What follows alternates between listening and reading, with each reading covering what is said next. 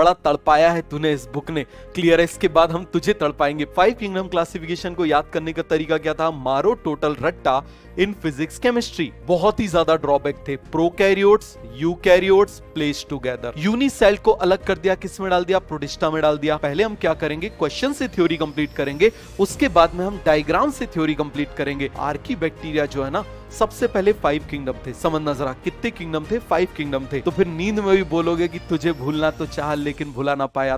फटाफट एनसीईआरटी निकालो और अब जल्दी से एनसीईआरटी को पलटो जरा, पटको नहीं पलटो। पटकने का काम तो उसके नीट के बाद कर लेना। तो अब मुझे बताओ जरा, बोलना बड़ा तड़पाया है तूने इस बुक ने, क्लियर है, इसके बाद हम तुझे तड़पाएंगे, पटकेंगे। लेकिन पहले आप क्या करो, एक काम करो, जल्दी जल्दी से उसको पलटो और मुझे बताओ कोई भी चीज छूट गई क्या? ऑलमोस्ट हमने सारी चीजें कवर कर ली, समझ में आ गया, सब कुछ कवर कर लिया। तो मैंने आपसे क्या बोला, अब आप मुझे बताओ जरा कि अब आपको समझ में आ गया। This is called as retrogressive study, कि हम किससे जाएंगे? हम क्वेश्चन से कॉन्सेप्ट पे जाएंगे और इससे हर वो पॉइंट कवर हो जाएगा जहां से एग्जामिनर आपको ट्विस्ट कर सकता है। क्लियर है? तो चलो आगे बढ़ते हैं, आगे बढ़े, आगे आ जाओ। Which criteria was not used in two kingdom system proposed by Linnaeus? समझ में आ गया? इसमें से which criteria was not used in two kingdom system proposed by Linnaeus? और देखो Linnaeus भाई साहब ने जो क्राइटेरिया सिलेक्ट किया था वो क्या था? मारो टोटल रट्टा। बताओ जरा क्या बोला था उसने? उसने क्या बोला था? मारो टोटल रट्टा बोला था या राम मनोहर लोहिया कॉलेज? देखो, two kingdom classification, two kingdom classification, हम किसकी बात कर रहे हैं? Two kingdom classification, Ram Manohar Lohia college. समझ में आ गया? ये यूपी में एक मेडिकल कॉलेज है। और दूसरी तरफ आ जाओ, 5 किंगडम क्लासिफिकेशन। 5 किंगडम क्लासिफिकेशन को याद करने का तरीका क्या था? मारो टोटल रट्टा in physics chemistry, Ram Manohar Lohia college. चलो हम जरा देख लेते हैं। आर से क्या हो जाएगा? Response to external stimulus. क्या हो जाएगा? Response to external stimulus. M से क्या हो जाएगा? Mode of nutrition. क्या हो जाएगा? आप मुझे बताओ जरा, मोड ऑफ न्यूट्रिशन। क्लियर है? एल से क्या हो जाएगा? लोकोमोशन। क्या हो जाएगा? लोकोमोशन। सी से क्या हो जाएगा? Cell wall. क्या हो जाएगा? Cell wall. This is the two kingdom classification. अब मुझे बताओ, मोड ऑफ न्यूट्रिशन है? हाँ भैया है। मोड ऑफ न्यूट्रिशन है? हाँ भाई है। आप मुझे बताओ, प्रेजेंस और एब्सेंस ऑफ सेल वॉल? हाँ भाई है। Response to external stimuli? हाँ भाई है। बट प्रोकैरियोटिक और यूकैरियोटिक नेचर ये नहीं है। यही इसका सबसे बड़ा ड्रॉबैक था। अब समझ लो जरा ड्रॉबैक क्या है टू किंगडम क्लासिफिकेशन का। यहां से हम कॉन्सेप्ट कवर करते हैं, बहुत अच्छे से समझना।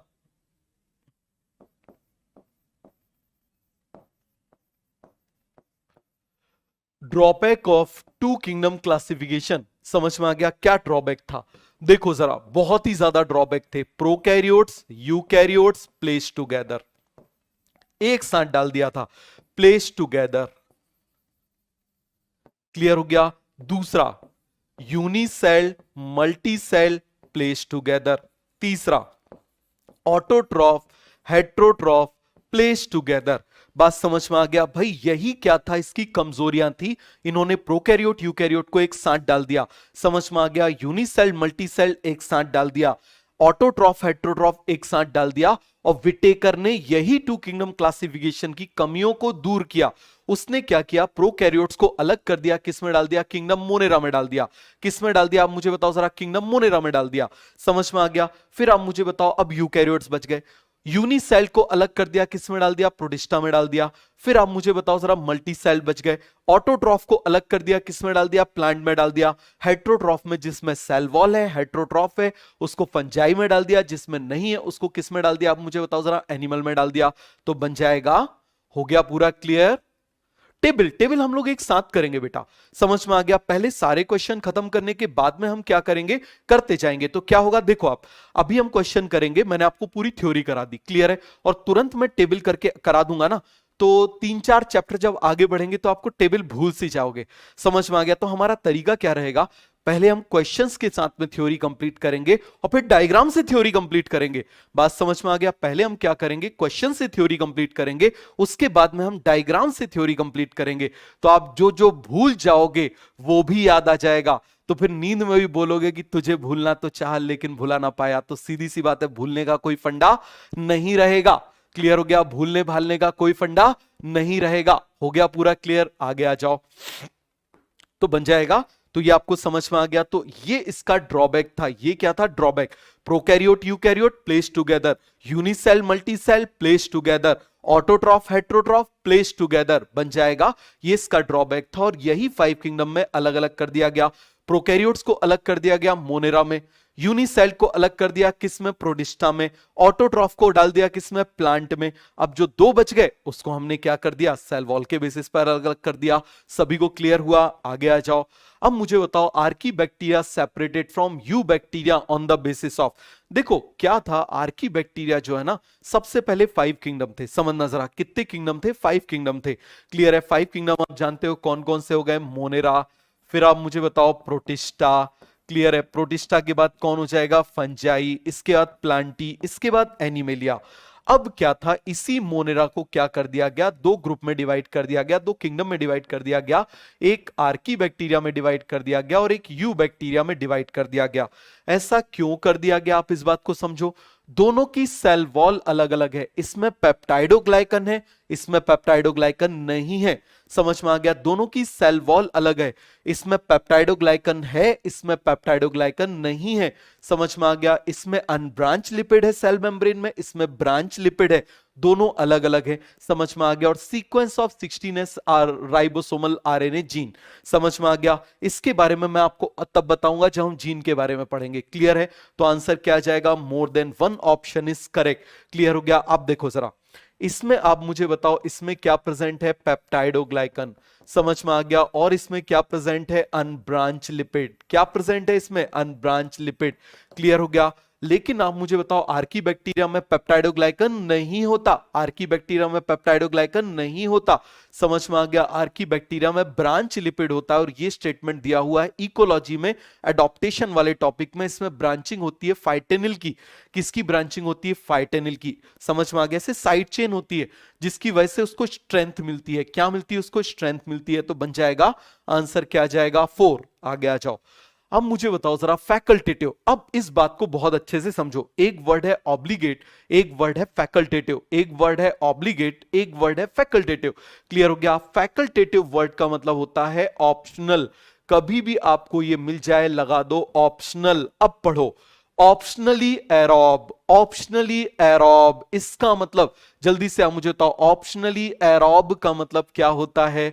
फिर से आप मुझे बताओ, ऑप्शनली एरोब का मतलब होता है मेनली एन एरोब। समझ में आ गया? Optionally aerobe, mainly anaerobe. तो आप मुझे बताओ, कभी भी फैकल्टेटिव वर्ड आ जाए, कभी भी फैकल्टेटिव वर्ड आ जाए, भैया ये क्वेश्चन तो माइक्रोबायोलॉजी में, पीजी में भी पूछा जाता है इस टाइप का। तो फिर से आप मुझे बताओ, respire aerobically but switch over to anaerobic. नहीं, वो तो ऑप्शनली है। Normally respire anaerobically but are capable of respiring aerobically well if oxygen is available. They can survive only in aerobic condition. नहीं।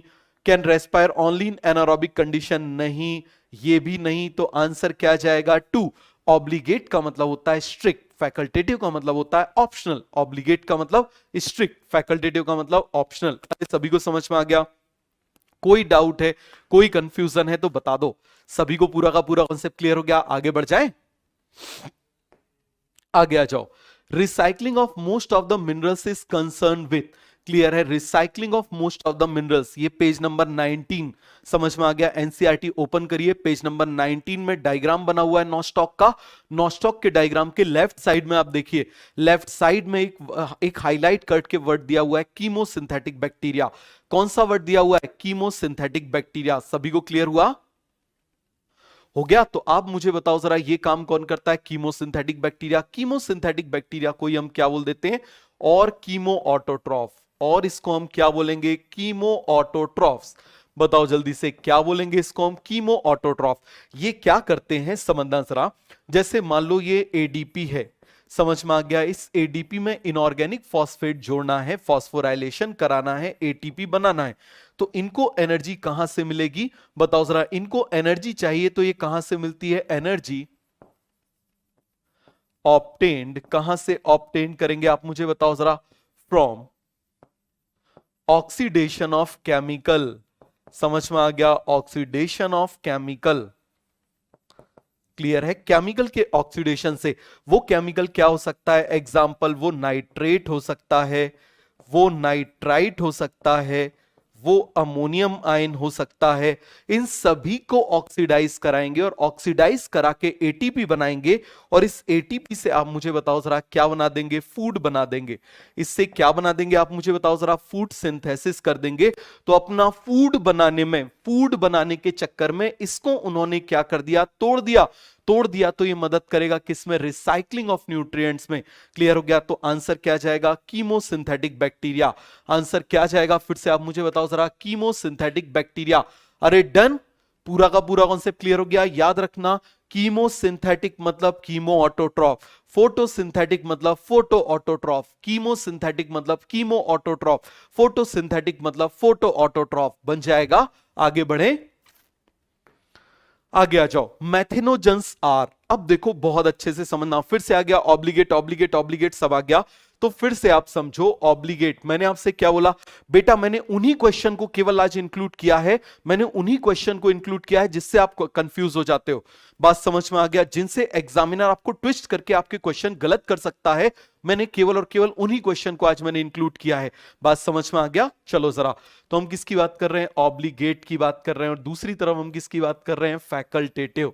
किसकी बात कर रहे हैं, फैकल्टेटिव। तो बताओ जरा, कभी भी ऑब्लिगेट वर्ड आ जाए, ऑब्लिगेट का मतलब होता है स्ट्रिक्ट, क्लियर है। और फैकल्टेटिव वर्ड का मतलब क्या होता है, ऑप्शनल। इसका मतलब क्या होता है, ऑप्शनल।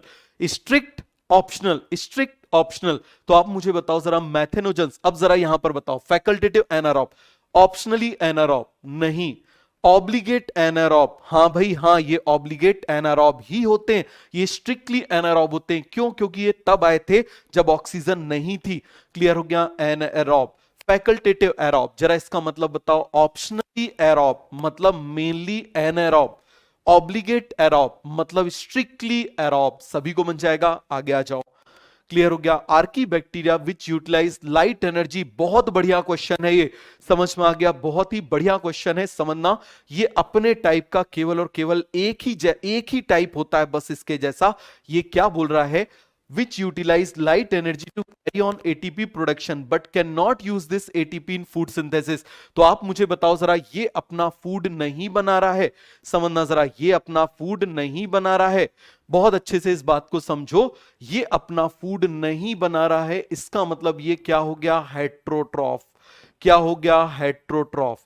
समझ में आ गया। और यहां पर किसको यूज कर रहा है, लाइट एनर्जी को, मतलब क्या हो गया, फोटो। क्या हो गया, फोटो। तो अब जरा इन दोनों को कंबाइन कर दो, मतलब ये कैसे हैं, एडीपी से इनऑर्गेनिक फॉस्फेट तो बना रहे, सॉरी इनऑर्गेनिक फॉस्फेट जोड़ के एटीपी तो बना रहे हैं, लेकिन इस एटीपी से फूड नहीं बन रहा है। और ये बनाने के लिए इनको एनर्जी कहां से मिल रही है, सनलाइट से मिल रही है। कहां से मिल रही है एनर्जी, सनलाइट से मिल रही है। कहां से मिल रही है एनर्जी, जल्दी से आप मुझे बताओ, सनलाइट से मिल रही है। पूरा क्लियर हो गया। तो इनको हम बोल देते हैं फोटो हेट्रोट्रॉफ। क्या बोल देते हैं, फोटो हेट्रोट्रॉफ। सभी को समझ में आ गया, क्या बोल देते हैं, फोटो हेट्रोट्रॉफ। क्लियर हो गया। और photo heterotroph, H for heterotroph, total आप मुझे बताओ जरा, H for heterotroph, total 3 Archie bacteria होते हैं। एक क्या होता है, मैथेनोजेंस, एक क्या होता है मुझे बताओ, थर्मोएसिडोफाइल्स, और एक होता है हेलोफाइल्स। क्या होता है, हेलोफाइल्स। पूरा क्लियर हो गया। तो ये जो हेलोफाइल्स होते हैं यही हेट्रोट्रॉफ होते हैं। हेलोफाइल्स मतलब सॉल्ट में रहने वाले, हाई सॉल्टी कंडीशन में रहने वाले। कैसे आप मुझे बताओ जरा, हाई सॉल्टी कंडीशन में रहने वाले कैसे, हाई सॉल्टी कंडीशन में रहने वाले थर्मोप्रोटियस, दे आर थर्मोएसिडोफाइल्स। थर्मोप्लाज्मा, मैथेनोबैक्टीरियम, ये नहीं होते, ये सब ऑटोट्रॉफ होते हैं। हेलोकोकस, मैथेनोकोकस, ये ऑटोट्रॉफ होते हैं। तो आंसर क्या जाएगा, हेलोबैक्टीरियम। क्या आंसर जाएगा, हेलोबैक्टीरियम। सभी को समझ में आ गया। चलो मैं एक बार फिर से बता देता हूं, देखो जरा, यहां पर आप मुझे बताओ हम किसकी बात कर रहे हैं, आर्की बैक्टीरिया की बात कर रहे हैं। किसकी बात कर रहे हैं, आर्की बैक्टीरिया। तो आर्की बैक्टीरिया आप मुझे बताओ जरा कितने टाइप के होते हैं, दे आर ऑफ 3 टाइप्स। हम किसकी बात कर रहे हैं, दे आर ऑफ 3 टाइप्स। सबसे पहले आप मुझे बताओ हम किसकी बात कर रहे हैं, मैथेनोजेंस। क्लियर है। दूसरा हम किसकी बात कर रहे हैं, थर्मोएसिडोफाइल्स।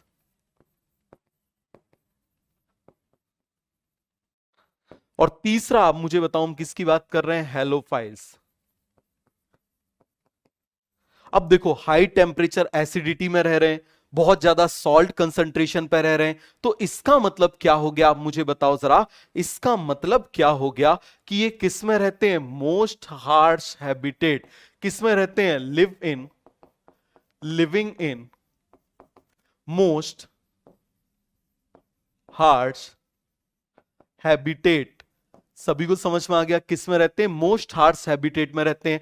और याद रखना, इसमें से ये दोनों जो होते हैं दे आर कीमो ऑटोट्रॉफ। ये कौन होते हैं, आप मुझे बताओ जरा, कीमो ऑटोट्रॉफ्स। समझ में आ गया, H for halophytes, H for heterotrophs, H for halophytes, H for heterotroph. और कौन से हेलोफाइल्स, आप मुझे बताओ, फोटो। समझ में आ गया, कौन से हेट्रोट्रॉफ, फोटो हेट्रोट्रॉफ बन जाएगा। आगे बढ़े। हाँ बेटा, एक आधा क्वेश्चन ऐसा पूछा गया है पुराने उसमें, तो चलेगा, क्लियर है। आगे आ जाओ। अब मुझे बताओ, cyanobacteria are characterized by, cyanobacteria क्या करते हैं, एनऑक्सीजेनिक फोटोसिंथेसिस नहीं। ये पहले ऑर्गेनिज्म है जिन्होंने ऑक्सीजेनिक फोटोसिंथेसिस किया।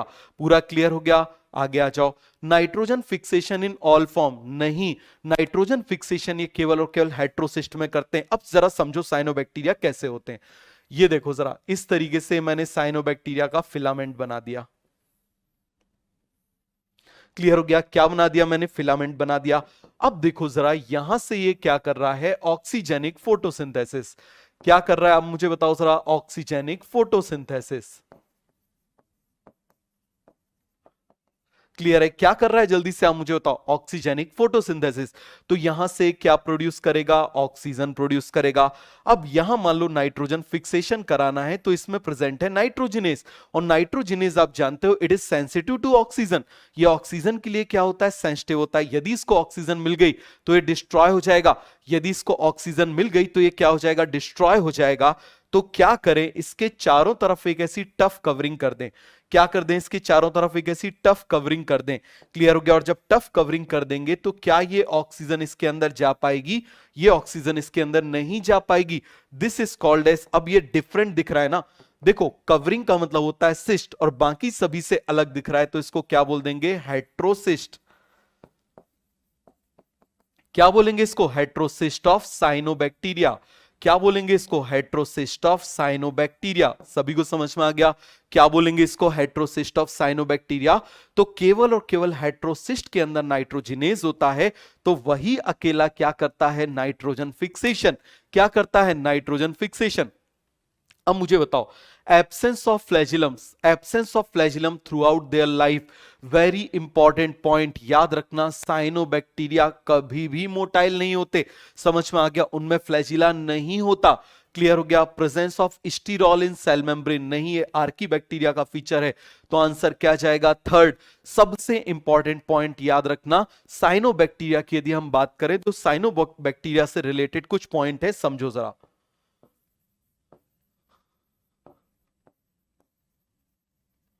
हम किसकी बात कर रहे हैं, साइनोबैक्टीरिया की। तो मुझे बताओ जरा, ये जो साइनोबैक्टीरिया भाई साहब हैं, बताओ जरा जल्दी से, ये साइनोबैक्टीरिया में प्रेजेंट होता है क्लोरोफिल ए। क्या प्रेजेंट होता है, क्लोरोफिल ए। ये क्या करते हैं, ऑक्सीजेनिक फोटोसिंथेसिस। क्या करते हैं, ऑक्सीजेनिक फोटोसिंथेसिस। समझ में आ गया। और आप मुझे बताओ, ये क्या करते हैं, नाइट्रोजन फिक्सेशन। क्या करते हैं, नाइट्रोजन फिक्सेशन। ये कैसे होते हैं, आप मुझे बताओ, फ्लैजिला एब्सेंट होता है, इनके अंदर क्या होता है, फ्लैजिला एब्सेंट। क्लियर है।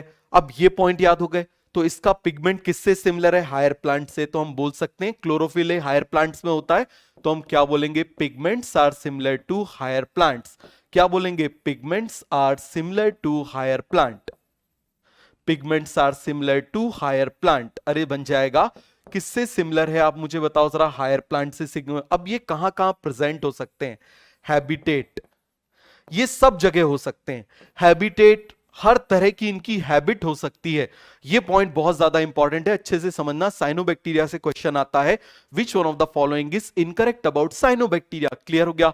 तो हैबिटेट आप मुझे बताओ, ये कैसे हो सकते हैं, फ्रेश वाटर, हर तरह की हैबिटेट में हो सकते हैं। Fresh water, they can present on marine water, they can present on marine water, और they can present on moist soil, ये हर जगह हो सकते हैं।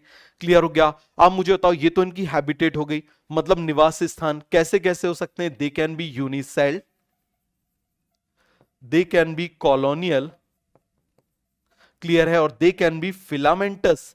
ये तीनों तरह से हो सकते हैं। They can be filamentous, they can be unicelled, they can be colonial, they can be filamentous. सभी को समझ में आ गया? They can be unicelled, they can be colonial, they can be filamentous. हो गया पूरा क्लियर? सभी को समझ में आ गया? हो गया पूरा का पूरा कॉन्सेप्ट क्लियर? एनसीईआरटी में तो लिखा है इफ, नहीं बेटा, वो लिखा हुआ है बैक्टीरिया के लिए, उसमें कंफ्यूज मत होना। मैंने आपसे बोला ना, मैं उन पॉइंट्स को कवर कर रहा हूं जहां एनसीईआरटी थोड़ा सा बोल के आगे बढ़ जाती है। उसने ये लिखा हुआ है if bacteria is motile, they are only motile by the help of flagella. वो किसकी मदद से मोटाइल होते हैं? फ्लैजिला की मदद से मोटाइल होते हैं। किसकी मदद से मोटाइल होते हैं? फ्लैजिला की मदद से मोटाइल होते हैं। लेकिन भाई साहब, उसने अगला स्टेटमेंट लिखा हुआ है cyanobacteria are non motile, cyanobacteria are non motile because flagella is absent throughout their life. समझ में आ गया? Flagella throughout their life क्या होता है? एब्सेंट होता है। बन जाएगा? आगे बढ़े, आगे आ जाओ। अब मुझे बताओ जरा, citrus canker is caused by, अरे आपने कई बार नींबू को देखा होगा, खराब सा हो जाता है, उसके ऊपर पपड़ी पपड़ी सी आ जाती है, उसी को बोलते हैं सिट्रस कैंकर। देखा है? चलो मैं आपको दिखाता हूं। सिट्रस कैंकर आपने ऐसे देखा होगा, ये देखो जरा, सिट्रस कैंकर आपने ऐसे देखा होगा, ये देखो, अरे आपने ऐसे देखा है ना, ऐसे नींबू में इस तरीके से हो जाता है, देखा है ना सभी ने? क्लियर हो गया? तो ये किसकी वजह से होता है? बैक्टीरिया की वजह से होता है। किसकी वजह से होता है? बैक्टीरिया की वजह से होता है। सभी को क्लियर हो गया? तो ये आपको दिखाई दे रहा है किसकी वजह से होता है? आप मुझे बताओ जरा, बैक्टीरिया की वजह से। कौन सा बैक्टीरिया? ज़ैंथोमोनास सिट्री। बैक्टीरिया का नाम क्या हो जाएगा? आप मुझे बताओ जरा, ज़ैंथोमोनास सिट्री। क्लियर हो गया? क्लॉस्ट्रीडियम क्या कराता है? टिटेनी कराता है। क्लॉस्ट्रीडियम टिटेनी क्या कराता है? मुझे बताओ जरा, क्लॉस्ट्रीडियम टिटेनी। क्लियर हो गया? स्यूडोमोनास, स्यूडोमोनास तो ऑयल क्लीनिंग बैक्टीरिया होता है, स्यूडोमोनास पुटिडा। समझ में आ गया? और डिनाइट्रीफाइंग में भी आया था, डिनाइट्रिफिकेशन वाला बैक्टीरिया भी आया था। कैसा आया था? डिनाइट्रीफाइंग। माइक्रोकोकस, समझ में आ गया? नॉर्मल हो गया। तो ये सभी को पूरा का पूरा कॉन्सेप्ट क्लियर हो गया? ये तीन हमारे काम के थे, मैंने आपको तीनों के तीनों बता दिए। क्लियर है? ज़ैंथोमोनास सिट्राई क्लियर हो गया, क्लॉस्ट्रीडियम टिटेनी क्लियर है, टिटेनी। तो आप मुझे बताओ जरा, क्लॉस्ट्रीडियम टिटेनी क्या कराता है? टिटनस। क्या कराता है? मुझे बताओ जरा, टिटनस कराता है। उसके बाद मुझे बताओ, स्यूडोमोनास पुटिडा। ये जो स्यूडोमोनास पुटिडा होता है, it is oil cleaning bacteria. Clear है? ये क्या है? Oil cleaning bacteria. जरा अच्छे से समझना।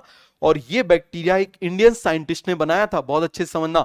This bacteria is form by Indian scientist bye the help of biotechnology. किसकी मदद से किया गया? बायोटेक्नोलॉजी की मदद से इसको किया बनाया गया। और ये ऑयल को खाता है। मान लो ओशियन में ऑयल फैल जाए, तो समझ में आ गया, उसको साफ तो नहीं कर सकते, पॉल्यूशन फैल गया, तो पॉल्यूशन को क्लीन करने के लिए इसको यूज किया जाता है, ऑयल क्लीनिंग बैक्टीरिया को। This process is called as bioremediation. समझ में आ गया? This process is called as bioremediation. Clear हो गया? Cleaning of pollution by the help of biological agent is called as bioremediation. ये आपको biotechnology के एप्लीकेशन वाले चैप्टर में मिलेगा कि what are the application of biotechnology. उसमें एक एप्लीकेशन है बायो रेमेडिएशन। क्या है? आप मुझे बताओ जरा, बायो रेमेडिएशन। सभी को पूरा कॉन्सेप्ट क्लियर हो गया? आगे आ जाओ।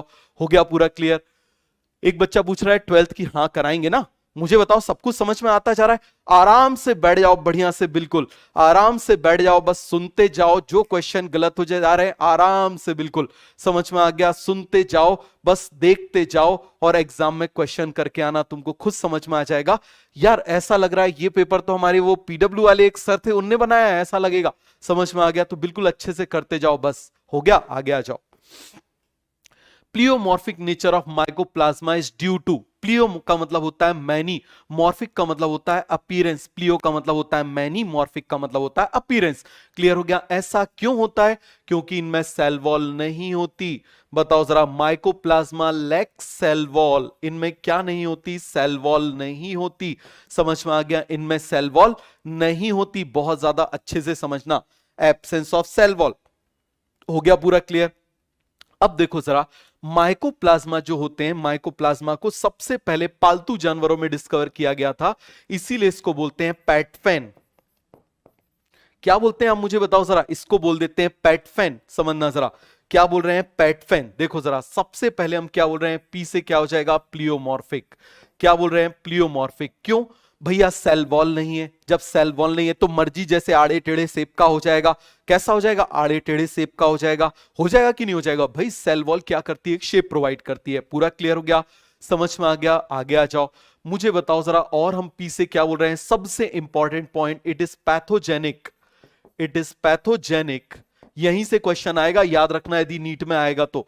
Pathogenic to both plant and animal. क्या होगा? Both plants and animal. Plants और एनिमल दोनों में पैथोजेनिक होता है। Plants and animals, pathogenic to both plants and animal. Clear हो गया? और याद रखना, दे आर पेनिसिलिन रेजिस्टेंट। ये कैसे होते हैं? Penicillin resistant. क्यों पेनिसिलिन रेजिस्टेंट होते हैं? देखो आप ऐसे समझो, मान लो ये दीवार है, समझ में आ गया? इस दीवार के बीच में सीमेंट लगा हुआ है, ईंट ईंट है, ईंट के बीच में सीमेंट लगा हुआ है। यदि सीमेंट को आप निकाल दो, यदि सीमेंट को आप निकाल दोगे तो ये दीवार रहेगी या गिर जाएगी? मुझे बताओ, दीवार गिर जाएगी ना। इसी तरीके से बैक्टीरिया की सेल वॉल में क्या होता है कि उसमें ऐसे सेल वॉल बनाने वाले N acetyl glucosamine, N acetyl muramic acid होते हैं, और उनको जोड़ने के लिए सीमेंटिंग मटेरियल होता है। और उस सीमेंटिंग मटेरियल को कौन तोड़ देता है? उनको कौन तोड़ देता है? पेनिसिलिन तोड़ देता है। तो जब दीवार टूट जाएगी तो भैया घर बिखर जाएगा, घर टूट जाएगा। दीवार टूट जाएगी तो घर बिखर जाएगा, घर टूट जाएगा। तो आप मुझे बताओ, जब इसमें सेल वॉल ही नहीं तो क्या पेनिसिलिन किसके ऊपर काम करेगी? जब ना रहेगी सेल वॉल तो क्या करेगी पेनिसिलिन? जब ना रहेगी सेल वॉल तो क्या करेगी पेनिसिलिन? बात सभी को समझ में आ गई? पूरा का पूरा कॉन्सेप्ट क्लियर हो गया? कोई डाउट, कोई कंफ्यूजन बता दो। हो गया पूरा क्लियर? ई से आपको अब याद रखने की जरूरत नहीं है। और आप मुझे बताओ, ये क्या होते हैं? They all are parasite. ये सभी क्या होते हैं? पैरासाइट। ये भी याद रखने की जरूरत नहीं है। आप मुझे बताओ, बस यहां से इन तीनों को मिला के याद कर लो। एफ से क्या हो जाएगा? फैकल्टेटिव। क्या हो जाएगा? फैकल्टेटिव। और एन से क्या हो जाएगा? Anaerobe. क्या हो जाएगा? आप मुझे बताओ जरा, एन एरोब। तो it is facultative anaerobe. E और टी का मतलब भी होता है, बट अभी आपके काम का नहीं। समझ में आ गया? वो अभी आपके काम का नहीं है। पूरा क्लियर हुआ? तो फिर से मुझे बताओ। क्लियर हो गया? फैकल्टेटिव एन एरोब मतलब optionally anaerobe. Facultative anaerobe का मतलब ऑप्शनली एन एरोब। आप मुझे बताओ क्या है? Mainly aerobe. Optionally anaerobe, mainly aerobe. याद रखना, they are the smallest living organism, smallest living organism which can survive without oxygen. जो बिना ऑक्सीजन के सर्वाइव कर सकते हैं वो कौन है? ये ability to exist without oxygen, ये सही है, बट इसके प्लियोमॉर्फिक के लिए नहीं है। समझ में आ गया? लीनियर डबल स्टैंडर्ड डीएनए, ये भी इसमें होता है। स्मॉलेस्ट सेल, ये भी सही है। सारे स्टेटमेंट सही है, लेकिन प्लियोमॉर्फिक इनकी वजह से नहीं होता, प्लियोमॉर्फिक इसकी वजह से होता है। बन जाएगा? आगे आ जाओ, आगे बढ़े। हो गया? आगे बढ़े। और देखो जरा, एन से एक और चीज याद रख लेना, एन से दे आर नॉन मोटाइल। एन से दे आर नॉन मोटाइल। समझ में आ गया? ये कैसे होते हैं नॉन मोटाइल? फैन, facultative anaerobe, facultative anaerobe, facultative anaerobe. सभी को क्लियर हो गया? आगे आ जाओ। अब मुझे बताओ, कॉन्जुगेशन, बहुत बढ़िया क्वेश्चन है, ध्यान देना। Conjugation is a method of genetic recombination in bacteria in which. पहले जरा इसका आंसर करो, एक बार जरा इसका आंसर करो, फिर मैं कॉन्जुगेशन समझाता हूं, पूरा कॉन्जुगेशन समझाता हूं।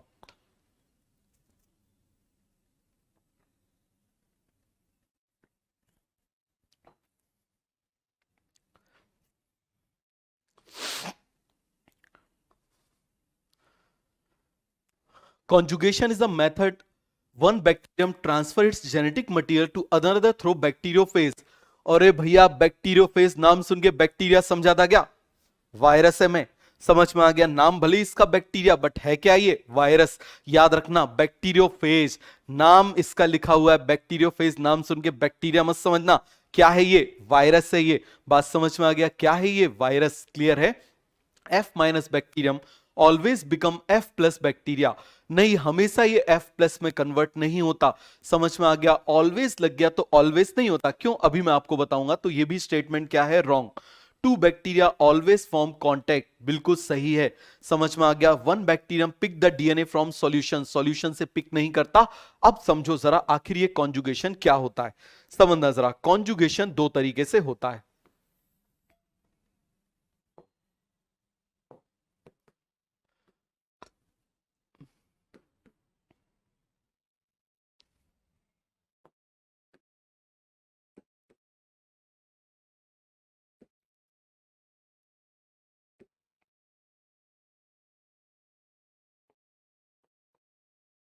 अब देखो जरा, यहां पर मैं बना दे रहा हूं this is the main DNA. ये इसका क्या है, मेन डीएनए है। सब जगह मैंने क्या बना दिया, मेन डीएनए है। क्लियर है। यहां पर भी बना दे रहा हूं मेन डीएनए, जिसको हम न्यूक्लियोइड बोल देते हैं। मेन डीएनए बना दिया, जिसको हम क्या बोल देते हैं, न्यूक्लियोइड। क्या बना देते हैं, न्यूक्लियोइड। इसके अलावा इसमें एक एक्स्ट्रा क्रोमोसोमल और प्रेजेंट होता है, जिसको हम प्लाज्मिड बोल देते हैं। This is called as F plasmid. This is called as F plasmid. और जिसमें ये प्रेजेंट है उसको एफ प्लस बोलेंगे, जिसमें एब्सेंट है उसको एफ माइनस बोलेंगे। अब क्या हो जाता है, यहां से एक ट्यूब डेवलप हो जाती है, इन दोनों के बीच में एक ट्यूब डेवलप हो जाती है। इसीलिए इसको हम क्या बोल देते हैं, primitive type of DNA transfer. Touch किया और ट्रांसफर हो गया, टच किया और ट्रांसफर हो गया। ये प्लाज्मिड क्या होता है, it is a extra chromosomal DNA. समझ में आ गया, एक्स्ट्रा क्रोमोसोमल डीएनए होता है। अभी इसके बारे में बताऊंगा। अब क्या होगा, ये अपना नंबर बढ़ाएगा। ये क्या करेगा, आप मुझे बताओ जरा, अपना नंबर बढ़ाएगा ऐसे, और यहां से यहां ट्रांसफर हो जाएगा। तो मुझे बताओ, F माइनस में भी क्या आ गया, ये आ गया। तो F minus convert into F plus हो गया। ये एक कंडीशन है। लेकिन क्या हमेशा ऐसा होता है, क्या ऑलवेज ऐसा होता है, नहीं। अब आप इस बात को समझना, जैसे सपोज करो यहां पर ये प्रेजेंट है, यहां पर ये प्रेजेंट है। क्लियर है। अब ये क्या करता है, कई बार ये अपना ऐसे मल्टीप्लीकेशन किया, इसके बीच में एक कॉन्जुगेशन ट्यूब बनाई, और इसके बाद में क्या हो जाता है, ये भाई साहब इससे जाके चिपक जाते हैं, इससे फ्यूज हो जाते हैं। क्लियर हो गया। तो यहां पर जब इससे ये फ्यूज हो जाएंगे, मतलब ये किस तरीके से बन जाएंगे, इस तरीके से बन जाएंगे। देखो जरा, ये जो प्लाज्मिड आया ना, वो इससे इस तरीके से फ्यूज हो जाता है। क्लियर हो गया। तो यहां पर इसका नाम हो जाता है HFR। क्या नाम हो जाता है, HFR। तो हमेशा F माइनस F प्लस में कन्वर्ट नहीं होता, HFR में भी हो जाता है। सभी को समझ में आ गया। ये क्वेश्चन आप बोलोगे सर आउट ऑफ एनसीईआरटी है, बट इसके ऑप्शंस एम्स में दिए गए। समझ में आ गया, और इसीलिए मैंने आपको इसको कराया। तो बन जाएगा, तो ऑलवेज वर्ड दिया हुआ है तो इसीलिए आपको बन जाएगा। लेकिन मुझे बताओ, यहां पर हमेशा ये कांटेक्ट में आ रहे हैं कि नहीं आ रहे, आ रहे हैं। तो इसको क्या बोलेंगे, this is called as primitive type of DNA transfer. इसको हम क्या बोलेंगे, this is called as primitive, क्या बोलेंगे इसको, primitive type of DNA transfer. DNA transfer. और यहां पर ये जो बना हुआ है plasmid, this is called as plasmid. और ये जो प्लाज्मिड भाई साहब है, आप मुझे बताओ क्या है, एक्स्ट्रा है ये।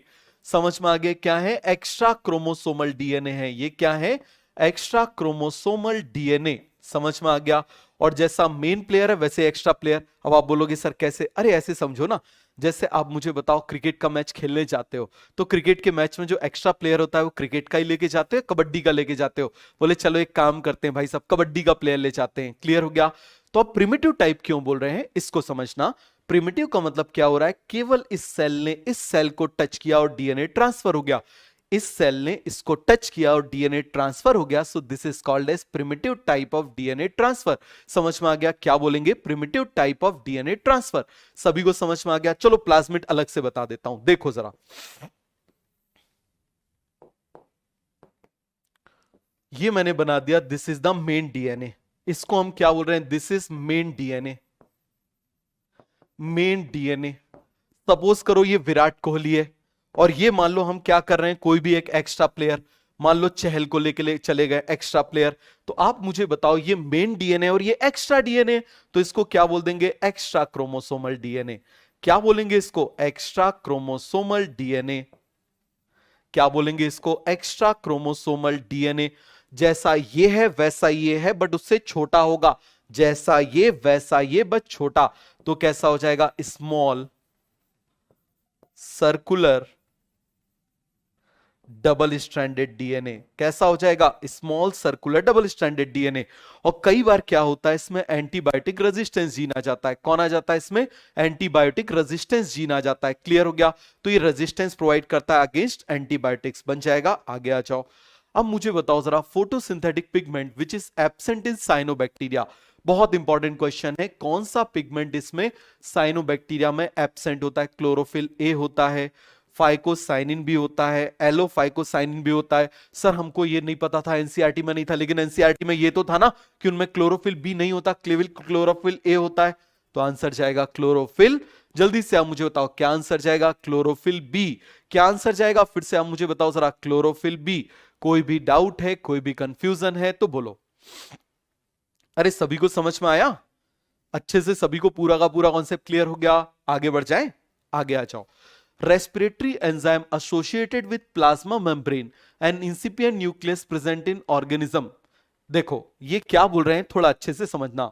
Respiratory enzyme associated with plasma membrane, clear है, and incipient nucleus present in organism. किसकी बात कर रहे हैं, ये बात कर रहे हैं प्रोकैरियोट्स की। किसकी बात कर रहे हैं, प्रोकैरियोट्स की। और प्रोकैरियोट्स में आप मुझे बताओ, bacteria are the sole member. हम जानते हैं प्रोकैरियोट्स में क्या होता है, bacteria are the sole member.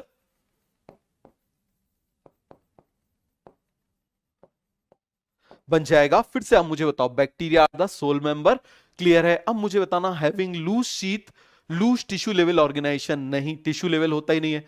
Showing haplodiplontic, नहीं। हैविंग होलोजोइक एनिमल टाइप, नहीं। Having primitive type of sexual reproduction by transfer of DNA, अब भी बताया था, जिसको हम क्या बोलते हैं, कॉन्जुगेशन। क्या बोलते हैं आप मुझे बताओ जरा, कॉन्जुगेशन। बन जाएगा, क्या बोलेंगे इसको, जल्दी से आप मुझे बताओ जरा, this is called as conjugation. बन जाएगा, डन। सभी को क्लियर हुआ? आगे आ जाओ। अब मुझे बताओ, बैक्टीरिया, बढ़िया क्वेश्चन है, बैक्टीरिया एनसीईआरटी की लाइन है, क्लियर हो गया। अब आपको डाउट है ना, तो आप एनसीईआरटी उठा के पढ़ लेना, आपको लगेगा सारे क्वेश्चन तो करा दिए सर ने। अभी आप देखना, एनसीईआरटी की हर एक लाइन से क्वेश्चन तो करा दिए। Bacteria reproduce by during favourable condition, favourable condition में बाइनरी फिजन होता है, फेवरेबल में फिजन होता है, फेवरेबल में फिजन होता है। तो आप मुझे बताओ, फेवरेबल में क्या होगा, फिजन। कौन सा फिजन होगा, binary fission. While the produce during unfavourable condition, इसमें क्या बनता है, एंडोस्पोर। इसमें क्या बनता है, एंडोस्पोर। तो बाइनरी फिजन, एंडोस्पोर। बन जाएगा बाइनरी फिजन एंड एंडोस्पोर। सभी को पूरा कॉन्सेप्ट क्लियर हो गया? क्या हो जाएगा, binary fission and endospore formation. तो सभी को पूरा कॉन्सेप्ट क्लियर हो गया? तो बाइनरी फिजन बता दूं, चलो जरा बाइनरी फिजन बता देता हूं, देखो जरा। जैसे मान लो ये हमने बना दी प्लाज्मा मेम्ब्रेन है, समझ में आ गया। ये मैं क्या बना दे रहा हूं, सेल वॉल बना दे रहा हूं। ये मैं क्या बना दे रहा हूं, this is the cell wall.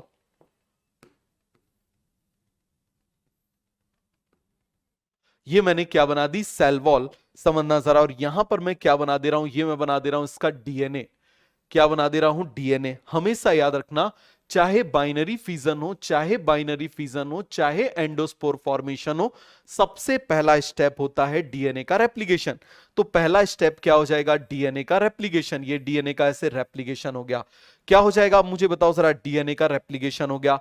समझ में आ गया, डीएनए का रेप्लिकेशन। ये देखो जरा भाई, डीएनए जो था उसका क्या हो गया, रेप्लिकेशन हो गया। ये डीएनए का रेप्लिकेशन हो गया। नेक्स्ट स्टेप में आप मुझे बताओ जरा क्या होगा, देखो जरा। यहां से ये जो मीजोसोम है, ध्यान से समझना, ये जो मीजोसोम है, अब देखो इनमें स्पिंडल फाइबर्स तो है नहीं, तो स्पिंडल फाइबर्स नहीं है, तो इनको अलग अलग करने का काम कौन करेगा, मीजोसोम करेगा।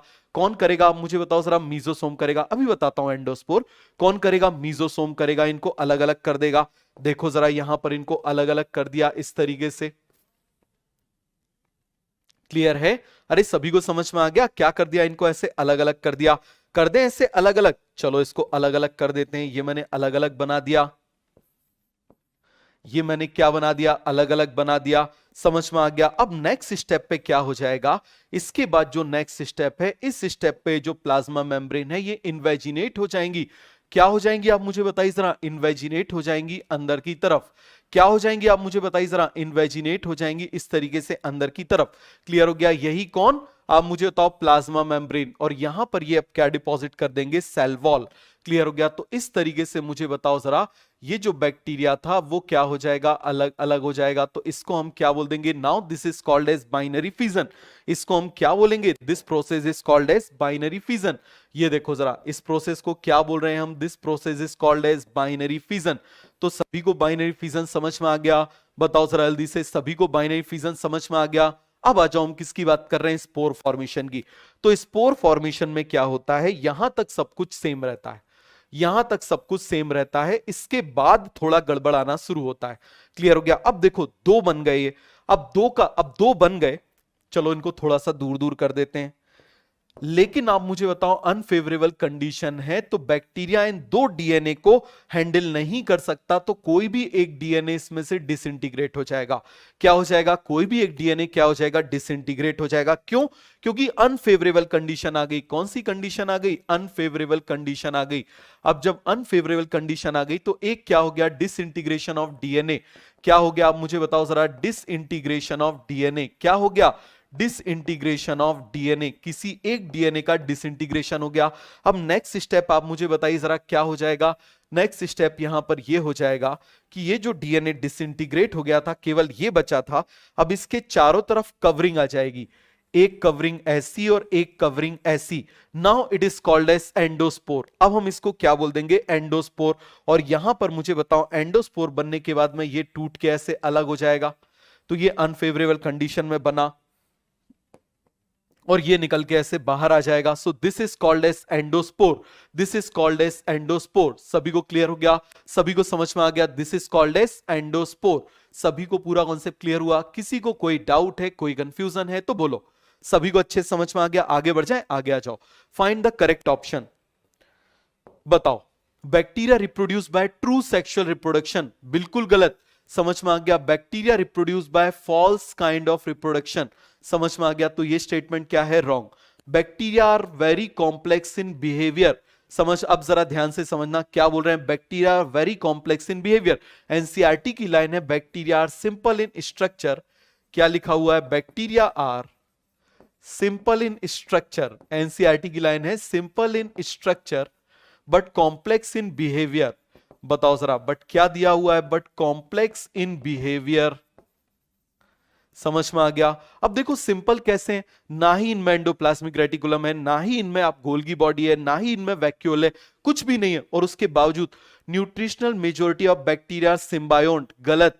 हेट्रोट्रॉफ होते हैं। All bacteria perform oxygenic photosynthesis. All लग गया तो स्टेटमेंट गलत। ऑल लग गया तो स्टेटमेंट क्या हो जाएगा? गलत। सभी को कॉन्सेप्ट क्लियर हो गया? Bacteria simple in structure but complex in behaviour.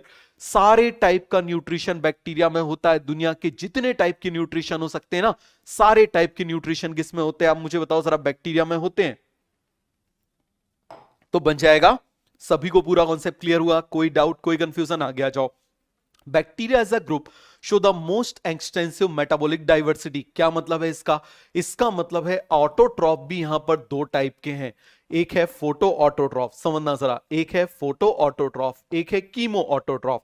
फिर मुझे बताओ हम किसकी बात कर रहे हैं? हेट्रोट्रॉफ भी दो टाइप का है। एक है फोटो हेट्रोट्रॉफ और एक है कीमो हेट्रोट्रॉफ।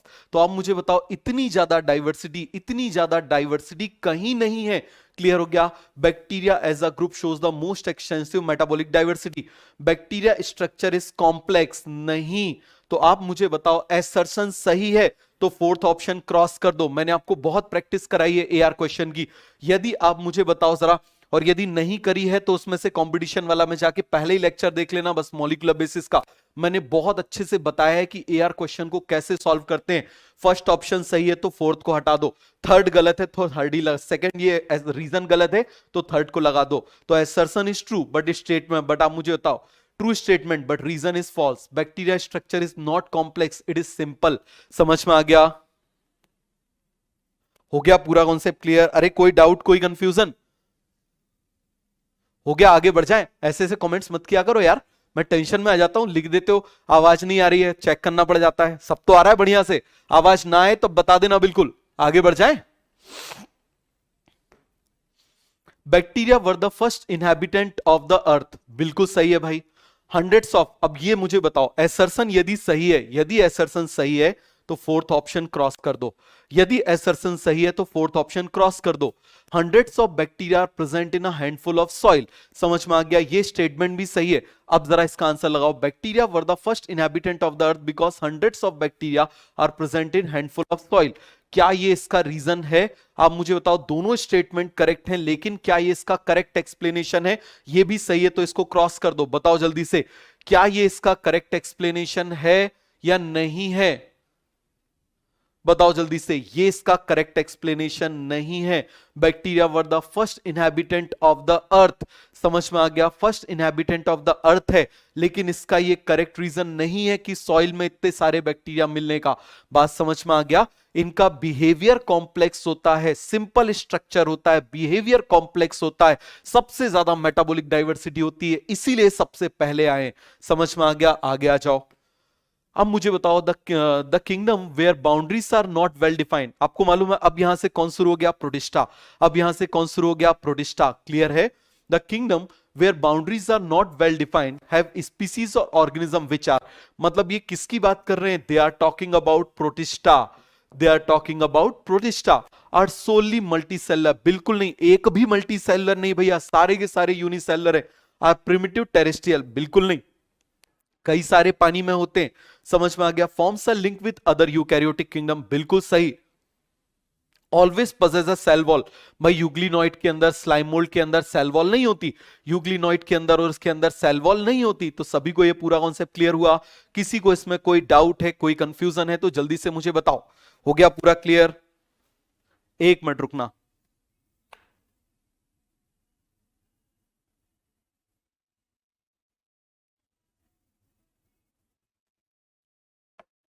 हो गया, सभी को अच्छे से समझ में आ गया?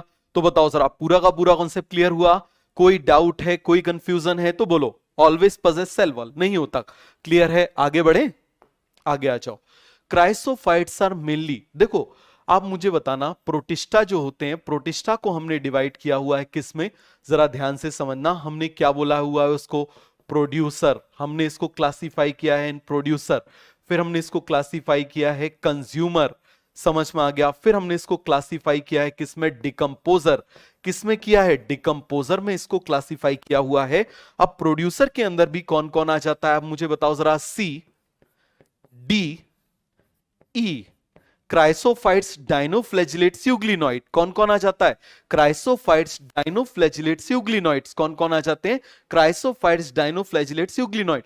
अब क्राइसोफाइट्स के अंदर भी आप मुझे बताओ जरा कितने आ जाते हैं, दो आ जाते हैं। क्राइसोफाइट्स के अंदर भी कितने आ जाते हैं, दो। थोड़ा अच्छे से समझना, एक आता है गोल्डन एल्गी, एक कौन आता है, गोल्डन एल्गी, और एक आता है गोल्डन ब्राउन एल्गी। कौन आता है मुझे बताओ जरा, एक आता है गोल्डन एल्गी और एक आता है गोल्डन ब्राउन एल्गी। तो आप मुझे बताओ जरा, ये जो गोल्डन एल्गी है, बताओ जरा, गोल्डन ब्राउन एल्गी और गोल्डन एल्गी, इसमें क्या डिफरेंस है, ये आता है डाई एटम। समझ में आ गया। और ये कहलाता है डेस्मिड। क्या कहलाता है, डेस्मिड। समझ में आ गया। ये कहलाता है डायटम, ये कहलाता है डेस्मिड। हो गया पूरा क्लियर? अब जरा पढ़ना शुरू करो। क्राइसोफाइट्स आर मेनली जूप्लैंक्टन, नहीं भैया, क्राइसोफाइट्स तो प्रोड्यूसर है, जूप्लैंक्टन नहीं हो सकते। पैसिव फ्लोटर, बिल्कुल सही, इनमें फ्लैजिला नहीं होता, दे आर पैसिव फ्लोटर, सही है। एक्टिव स्विमर, गलत, पैसिवली फ्लोट करते हैं। नैंगटन्स, कुछ भी नहीं। तो आंसर क्या जाएगा आप मुझे बताओ जरा, पैसिव फ्लोटर्स। आंसर क्या जाएगा आप मुझे बताओ जरा, पैसिव फ्लोटर्स। याद रखना, ये दोनों के दोनों क्या होते हैं, पैसिवली फ्लोट करते हैं, चीफ प्रोड्यूसर होते हैं। कैसे होते हैं, चीफ प्रोड्यूसर होते हैं। हो गया पूरा क्लियर? आगे आ जाओ। अब देखो, the cell wall in diatom, बहुत ज्यादा इंपॉर्टेंट क्वेश्चन है। याद रखना, डाई एटम के ऊपर यदि कोई क्वेश्चन आएगा तो इसी वर्ड पर आएगा, मैंने वो वर्ड बना दिया है। क्लियर हो गया? अब देखो जरा, the cell wall in diatom form two thick overlapping cell, यहीं से वो क्वेश्चन बनाएगा। याद रखना, थिक नहीं, थिन ओवरलैपिंग शेल होते हैं। कैसे शेल होते हैं इसके, थिन ओवरलैपिंग शेल होते हैं, इस तरीके से। क्लियर हो गया? और इसमें डिपोजिशन किसका होता है, सिलिका का डिपोजिशन होता है। किसका डिपोजिशन होता है, सिलिका का डिपोजिशन होता है, इस तरीके से, ऐसे सिलिका का, जिसकी वजह से ये कैसे हो जाते हैं, इनडिस्ट्रक्टिबल। तो मुझे बताओ जरा, कैसा ओवरलैपिंग शेल है, थिन ओवरलैपिंग शेल। कैसा है, थिन ओवरलैपिंग शेल। याद रखना, डाई एटम से यदि क्वेश्चन बनेगा तो इसी पॉइंट से बनेगा, थिन ओवरलैपिंग शेल। क्लियर हो गया? और इसमें क्या है आप मुझे बताओ जरा, सिलिका एम्बेडेड है। क्या एम्बेडेड है, सिलिका एम्बेडेड है। अरे बन जाएगा, क्या एम्बेडेड है इसमें, सिलिका एम्बेडेड है, जो इसको क्या बनाता है, मेक्स इनडिस्ट्रक्टिबल। कैसा बनाता है, मेक्स इनडिस्ट्रक्टिबल। समझ में आ गया? कैसा बनाता है, इनडिस्ट्रक्टिबल बनाता है। तो पढ़ो जरा, ये statement wrong, are embedded with the silica, बिल्कुल सही। आर डिस्ट्रक्टेबल, नहीं, they are indestructible. Are made up of cellulose and suberin, नहीं। समझ में आ गया? तो ये आपको बन जाएगा सुबेरिन का डिपोजिशन नहीं होता। क्लियर हो गया? They are soap box like, किसकी तरह होते हैं? सोप बॉक्स लाइक बन जाएगा। Chief producer in ocean ecosystem, सबसे ज्यादा चीफ प्रोड्यूसर होते हैं ओशियन इकोसिस्टम में। अब आगे आ जाओ, select the correct statement with respect to protista. Protista में आप मुझे बताओ, इसमें आपको क्या बताना है? करेक्ट स्टेटमेंट बताना है। The cell body lacks a well defined nucleus, बिल्कुल गलत भैया, ये सारे के सारे यूकैरियोट्स होते हैं, ये सभी के सभी क्या होते हैं? दे ऑल आर यूकैरियोट्स, और जब ये यूकैरियोट्स हैं तो इसके अंदर न्यूक्लियस होगा, गलत। रिप्रोड्यूस ओनली एसेक्सुअली, बिल्कुल नहीं, इनमें सेक्सुअल रिप्रोडक्शन भी होता है। Reproduce sexually by cell fusion and zygote formation, NCERT की सीधे सीधे लाइन है। समझ में आ गया? सीधे सीधे एनसीईआरटी की लाइन है, ये लाइन इंपॉर्टेंट है। समझ में आ गया? तो ये वेरी इंपॉर्टेंट क्वेश्चन है। क्लियर हो गया? इसी लाइन के ऊपर से एग्जामिनर क्वेश्चन बना सकता है। Are single cell eukaryotes and heterotroph, clear हो गया? ऑल आर सिंगल सेल, ये तो है, बट हेट्रोट्रॉफ्स नहीं। फोटोट्रॉफ भी होते हैं भैया, क्राइसोफाइट्स होते हैं, डायनोफ्लैजिलेट्स होते हैं, यूग्लिनोइड्स होते हैं, ये प्रोड्यूसर भी होते हैं। आगे आ जाओ। अब मुझे बताओ जरा, सिलेक्ट द करेक्ट ऑप्शन। पहले इसको पहचानो, ये है कौन? पहचानो जरा, ये है कौन भाई लोगों, जल्दी से पहचानो। It is Euglena. ये कौन है मुझे बताओ जरा, इट इज अ यूग्लिना। कौन है ये?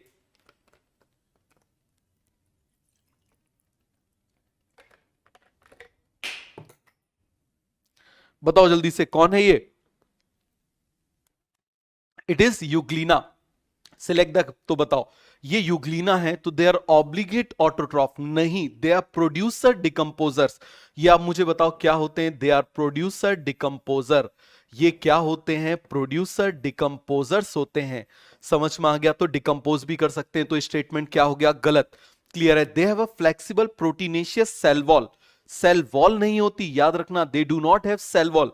दे शो फ्लैजिलर लोकोमोशन, ये बना हुआ है इतना बड़ा सा, और ये आपको मालूम है इसका फ्लैजिला कैसा होता है? ऐसा टिंशल फ्लैजिला होता है, ऐसा ऐसा फ्लैजिला होता है इसका, इस तरीके से ऐसे फ्लैजिला होता है, इसको टिंसेल फ्लैजिला बोलते हैं। कैसा फ्लैजिला बोलते हैं इसको? ऐसे टिंसेल फ्लैजिला बोलते हैं। बन जाएगा, ये सही है। दे आर एक्सक्लूसिवली मराइन, अरे कभी नहीं होते, दे आर नेवर मराइन। तो ये स्टेटमेंट क्या है? रॉन्ग है। क्यों नहीं होते आप मुझे बताओ जरा, इसका रीजन क्या हो जाएगा?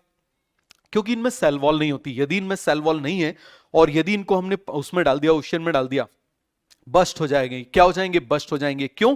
क्योंकि सेल वॉल का काम होता है, सेल वॉल का काम होता है उसको टूटने से बचाना। क्लियर हो गया? फ्लेक्सिबल प्रोटीनेशियस लेयर बोलते तो सही होता, बट सेल वॉल नहीं होती, उसको हम क्या बोल देते हैं? पेलिकल। उसको हम क्या बोल देते हैं? पेलिकल। बन जाएगा। सिलेक्ट द मिसमैच, बहुत बढ़िया क्वेश्चन है। देखो जरा, डायटोमिशियस अर्थ यूज्ड इन पॉलिशिंग, बिल्कुल सही। Dinoflagellates chief producer in ocean, नहीं, डायनोफ्लैजिलेट्स चीफ प्रोड्यूसर नहीं होते। चीफ प्रोड्यूसर कौन होते हैं आप मुझे बताओ जरा? They are diatoms. कौन होते हैं? डायटम्स होते हैं। Euglenoids majority found in stagnant water, बिल्कुल सही है। तो ये स्टेटमेंट क्या है? गलत है। किसमें प्रेजेंट होते हैं? स्टैग्नेंट, रुका हुआ पानी। और प्रोटोजोन सारे के सारे हेट्रोट्रॉफ होते हैं। तो एक ही स्टेटमेंट गलत है। वो स्टेटमेंट कौन सा है? Dinoflagellates, they are not chief producer. Chief producer कौन होते हैं? डायएटम्स। कौन होते हैं? डायएटम्स। बन जाएगा। हो गया पूरा क्लियर? आगे आ जाओ। डायनोफ्लैजिलेट डिफर फ्रॉम यूग्लिनॉइड, बहुत बढ़िया क्वेश्चन, समझ में आ गया? बहुत ही जोरदार question. Dinoflagellate differ from euglenoids in having, clear है, टू फ्लैजिला। ये तो सिमिलैरिटी हो गई, ये तो दोनों में सिमिलैरिटी हो गई। Pigment identical to higher plant. अब मुझे बताओ ये किस में होता है? यूग्लिनॉइड में होता है। फ्लेक्सिबल बॉडी, देखो, dinoflagellates differ from euglenoids in having, dinoflagellates में ऐसा क्या होता है जो, इसका मतलब क्या है? इस स्टेटमेंट का मतलब समझना। वो बोल रहे हैं डायनोफ्लैजिलेट्स में ऐसा क्या होता है जो यूग्लिनॉइड्स में नहीं होता। Pigments identical to higher plants, आप मुझे बताओ जरा, ये वो किसके लिए बात कर रहा है? यूग्लिनॉइड्स के लिए बात कर रहा है। Flexible body due to protein rich pellicle, ये किसकी बात कर रहा है? यूग्लिनॉइड्स का। लेकिन ऐसा क्या जो केवल और केवल डायनोफ्लैजिलेट्स में होता है? इन हैविंग बोल दिया ना, तो आंसर क्या जाएगा? सेल वॉल विथ स्टिफ, और याद रखना यहां पर थिक होती है, thick and stiff cellulosic plate. याद रखना, डाई एटम में चीजें थिन होती हैं और इसमें कैसी होती हैं? थिक होती हैं। तो सभी को बन जाएगा। बताओ जल्दी से, पूरा का पूरा कॉन्सेप्ट क्लियर हो गया? आगे बढ़ जाए, आगे आ जाओ। अब मुझे बताओ जरा, which of the following statement are correct for all four organism given in the box? Entamoeba, trypanosoma, paramecium, plasmodium. Clear है? जल्दी से आप मुझे बताना जरा, ये चारों के चारों क्या है, पहले तो मुझे बताओ। Entamoeba, amoeboid, trypanosoma, flagellates, paramecium, ciliates, plasmodium कौन है? स्पोरोजोअन्स। तो ये चारों के चारों कौन है? They are protozoans. ये कौन है? प्रोटोजोअन्स। और प्रोटोजोअन्स है, इसका मतलब सबके सब क्या है? हेट्रोट्रॉफ। ये सबके सब क्या है? हेट्रोट्रॉफ्स हैं। बन जाएगा सो ऑल आर हेट्रोट्रॉफ। सही है। Capture prey by putting out the pseudopodia, सभी ऐसा नहीं करते, ये केवल और केवल एंट अमीबा करता है। Have infection spore like stage in their life cycle, ऐसा केवल और केवल प्लाज्मोडियम करते हैं। एक्टिवली मूविंग ऑर्गेनिज्म, बिल्कुल नहीं। समझ में आ गया? सबके सब एक्टिवली मूव नहीं करते। क्लियर हो गया? ये तो नॉन मोटाइल होते हैं। प्रिमिटिव रिलेटिव ऑफ एनिमल, तो ये स्टेटमेंट बिल्कुल सही है। तो आंसर क्या जाएगा? ANE। आंसर क्या जाएगा? ANE आंसर जाएगा। सभी को बन जाएगा, आंसर क्या जाएगा? ANE। क्लियर है? आगे बढ़ जाएं, आगे आ जाओ। Select the correct statement for slime mould. Slime mould के लिए आपको करेक्ट स्टेटमेंट बताना है। काफी अच्छा क्वेश्चन है। देखो, आप इस बात को समझो, हमने डायटम्स के ऊपर से क्वेश्चन देख लिए, हमने डायनोफ्लैजिलेट्स के ऊपर क्वेश्चन देख लिए, फिर उसके बाद आप मुझे बताओ हमने यूग्लिनोइड के ऊपर क्वेश्चन देख लिए। अब किसका नंबर आया? स्लाइम मोल्ड का। हमने प्रोटोजोआ के ऊपर भी क्वेश्चन देख लिए। मैंने आपसे क्या बोला? हर एक कॉन्सेप्ट के ऊपर वो क्वेश्चन मैंने इंक्लूड किए हैं जहां से आप घूम सकते हो, जहां से आपके आंसर गलत हो सकते हैं। क्लियर है? आगे आ जाओ। फॉर्म प्लाज्मोडियम इन अनफेवरेबल कंडीशन, बिल्कुल नहीं। ये बनाता है कब? फेवरेबल कंडीशन में। याद रखना, स्लाइम मोल्ड से केवल 3 ही क्वेश्चन आते हैं, केवल और केवल 3 टाइप के क्वेश्चन आते हैं। चौथा टाइप का क्वेश्चन कभी बनेगा ही नहीं। पहला, फेवरेबल कंडीशन में प्लाज्मोडियम बनता है, समझ में आ गया। दूसरा, अनफेवरेबल कंडीशन में फ्रूटिंग बॉडी बनती है। और तीसरा, स्पोर के ऊपर। स्पोर हमेशा टिप के ऊपर बनते हैं। स्पोर कहां पर बनते हैं? टिप के ऊपर बनते हैं। और इनमें ट्रू सेल वॉल होती है सेल्यूलोज की, और they are highly resistant structure. केवल और केवल 3 पॉइंट है, चौथा पॉइंट कभी आएगा ही नहीं, याद रखना। Plasmodium differentiate to form fruiting body which bears gametes. बताओ इस स्टेटमेंट में क्या सही है? अब भी मैंने आपको बोला है, बता दो, मजा आ जाएगा। इसमें उसने क्या सही है या गलत है, और मैं आपको बता दे रहा हूं गलत है। इसमें कौन सा पॉइंट गलत है,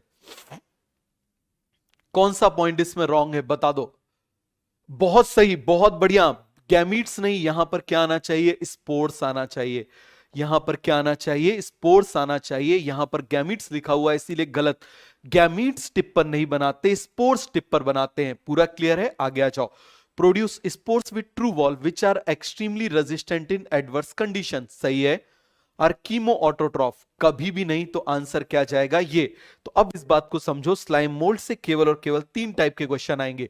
समझ में आ गया किसकी बात कर रहे हैं हम? स्लाइम मोल्ड की बात कर रहे हैं। तो स्लाइम मोल्ड से केवल 3 क्वेश्चन आएंगे, याद रखना। चौथा क्वेश्चन कभी नहीं आ सकता। पहला, आप मुझे बताओ जरा, फेवरेबल कंडीशन। फेवरेबल कंडीशन में क्या होती है? Feeding stage. कौन सी स्टेज होती है? फीडिंग स्टेज होती है। और फीडिंग स्टेज में आप मुझे बताओ जरा, क्या बनाता है वो? प्लाज्मोडियम। क्या बनाता है? प्लाज्मोडियम। समझ में आ गया? क्लियर हो गया? दूसरा, आप मुझे बताओ जरा, जो सेवरल फीट लॉन्ग हो सकता है, क्या हो सकता है? सेवरल फीट लॉन्ग हो सकता है। It can be several feet long. क्यों? क्योंकि डेड चीज को खाते खाते आगे बढ़ जाएगा। दूसरा, आप मुझे बताओ जरा, अनफेवरेबल कंडीशन। अनफेवरेबल जो कंडीशन है, उस अनफेवरेबल कंडीशन में क्या बनता है? Fruiting body. क्या बनता है? आप मुझे बताओ जरा। फ्रूटिंग बॉडी बनती है। अनफेवरेबल कंडीशन में क्या बनती है? Fruiting body. और आप मुझे बताओ जरा, तीसरा, स्पोर्स।